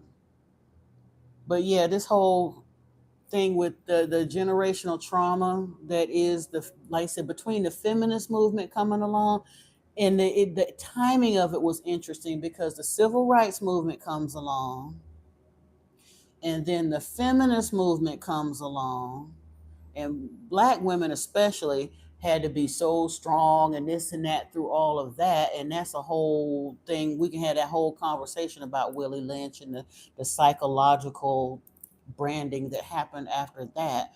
But then on the other side of the civil rights movement, all of the government aid starts coming in. That's that backdoor recolonization thing by tossing money around these programs, and it seemed like a good thing, but it literally forced these women into this headstrong attitude of independence, disrespecting men. I don't need man, I don't this. And then out came the birth control pill. Insta-ho. Now you got birth control ain't really working like it's supposed to. So now you got all of these women that's on the dole getting all of this government aid. They don't need a man. They don't want a man. They can be as promiscuous as they want. And meanwhile, now they're still bitter and angry because they got to get out there and work and do it all. They got to be the mama, the daddy, and all that. And the feminist movement ain't nothing but toxic masculinity in a feminine body. That's all. Hi, Raja.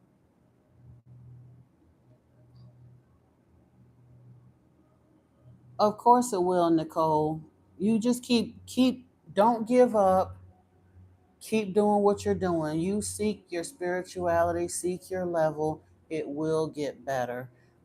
I can't promise you a timeline on it, but that's part of, like I said, that's why we're here. That's why we keep talking about these subjects. That's why we keep looking at it. If you don't have nobody else on this planet that you can go and get good vibes from and energy, you can come here. That's why we're here. We're walking each other home genuinely.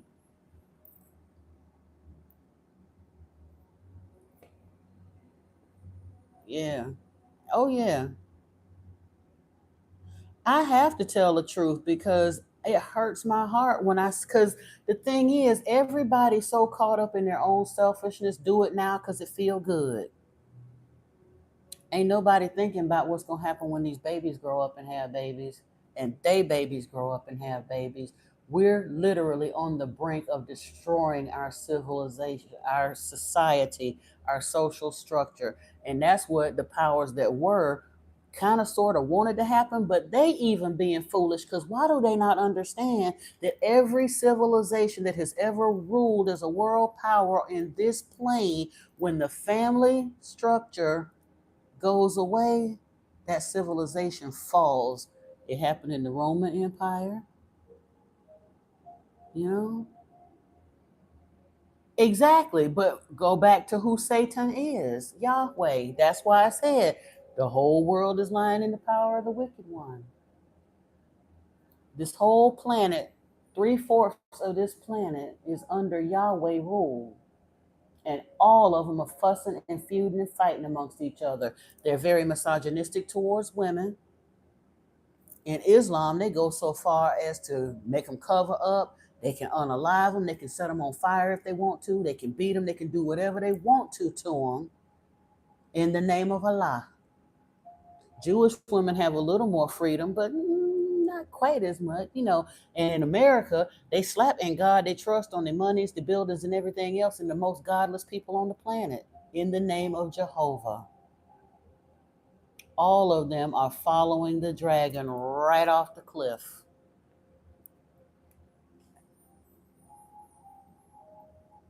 You said, how is your life transforming? Lily, let's see. Let's see if we can get a card. Let's see. Release and renew, embrace the flow of letting go to welcome renewal, allowing new energy to shape your path. And we have river of release here, drift along the river of release, where waters carry away burdens, guiding towards renewal. So some changes on the way for you. Some changes are on the way for you. Let's see what we got here. It says, wise counsel, seek guidance from trusted friends or mentors to help you along. And if you, like I said, if you don't have trusted friends or mentors, guess what? You can find mentors online. We right here if you need, like I said, and if I don't continue to align with what you, if you're not getting what you need from me, you can find plenty of others. There's literally millions of channels here, and plenty of them that are disseminating good information. Seek your guides. Pay attention to how it feels to you and for you. As you meditate, pay attention to the information that you're led to, the books you're led to read, the videos you're led to watch, all of those things. If you don't have personal mentors and guides around you, find them online. That counsel works just as well too. Getting advice, seek guidance with an open heart, ready to learn and grow from the wisdom offered by others. And then we have charge ahead, embrace courage and determination, forging your path with confidence and readiness to overcome obstacles, and fast progress. Move forward with swift precision and do what must be done now.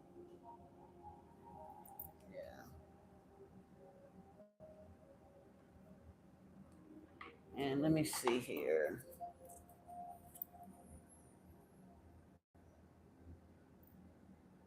But honestly, you're saying that it's sad that they put God's name in front of all these atrocities, but that's my point. They putting it where it's supposed to be because that is Yahweh. Look, that's a hard truth to face. But I wanted to know the nature of Yahweh, and He took me down a painful path. And I had to and basically He said to me, you wanted to know? That's who He's always been. From the very moment He spoke to Abraham, from the very moment He spoke to Moses, all the way through the book, He is not the loving, just God that we're told He is. He is the destroyer. That's what He told Abraham. I am El Elyon, the destroyer. And when we follow Him, we become like Him. We will have no peace because there's no peace in Him.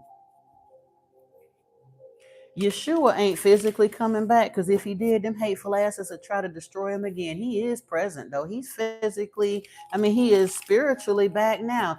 The Millerites and the Seventh Day Adventists kind of predicted that he would come back in 1844, and I have talked about that too. He didn't physically come back, but if you actually look at world events and the way spirituality has shifted on this planet since the mid 1800s, it's very evident that Yeshua is back. They call it the investigative judgment or whatever, but it's not in a physical capacity.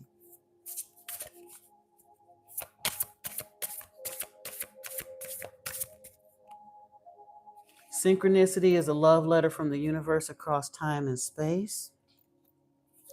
A light grows brighter only by lighting another. This is our, like I said, we don't really necessarily understand that, but many of our purpose here is to hold a light and link arms with another one that's doing the same. Whoa, what I said that, and what came out? Fulfill your destiny as a cosmic change maker. So I don't know who needed to hear that, but honestly, I'm gonna have to get off of here. We've been on here almost over 3 hours now. Yeah, at 92 minutes. It's over 3 hours. I will, if y'all are interested, would you like for me to come back on tomorrow evening, and I'll try to have more of a structured topic for conversation. If not, tomorrow is Thursday. I was planning on coming back on the weekends anyway. Um, so, oh, you're absolutely welcome, my dear. It is my pleasure. Allow your work to become your art. That's another one on the way out. I will duck on for a little while tomorrow. I'll look for me around 8 p.m. it won't be for this long because, like I said, I'm definitely making some plans to come online on the weekends, but I do need to actually do a little bit of study so that I have some topics ready for us and some information that I wanted to share. I may actually present those in pre-recorded messages, so do be on the lookout for any uploads. If you've subscribed to the channel, hit the notifications. I do need to get to the next chapter in the compendium of the Emerald Tablet so we can get that taken care of. We'll see. Right now, Flower is doing a pretty good job. Anton is here as well. But fan page, I appreciate you volunteering. And if we do need more mods in the future, I will be sure to take that under consideration. But just for right now, I'm going to leave it with the two that I've got, if that's okay. All right. But I do thank you all for your time this evening. I hope you all having a beautiful rest of your day wherever you may be in the world. Peace and blessings to you. I love you, soul family. Namaste.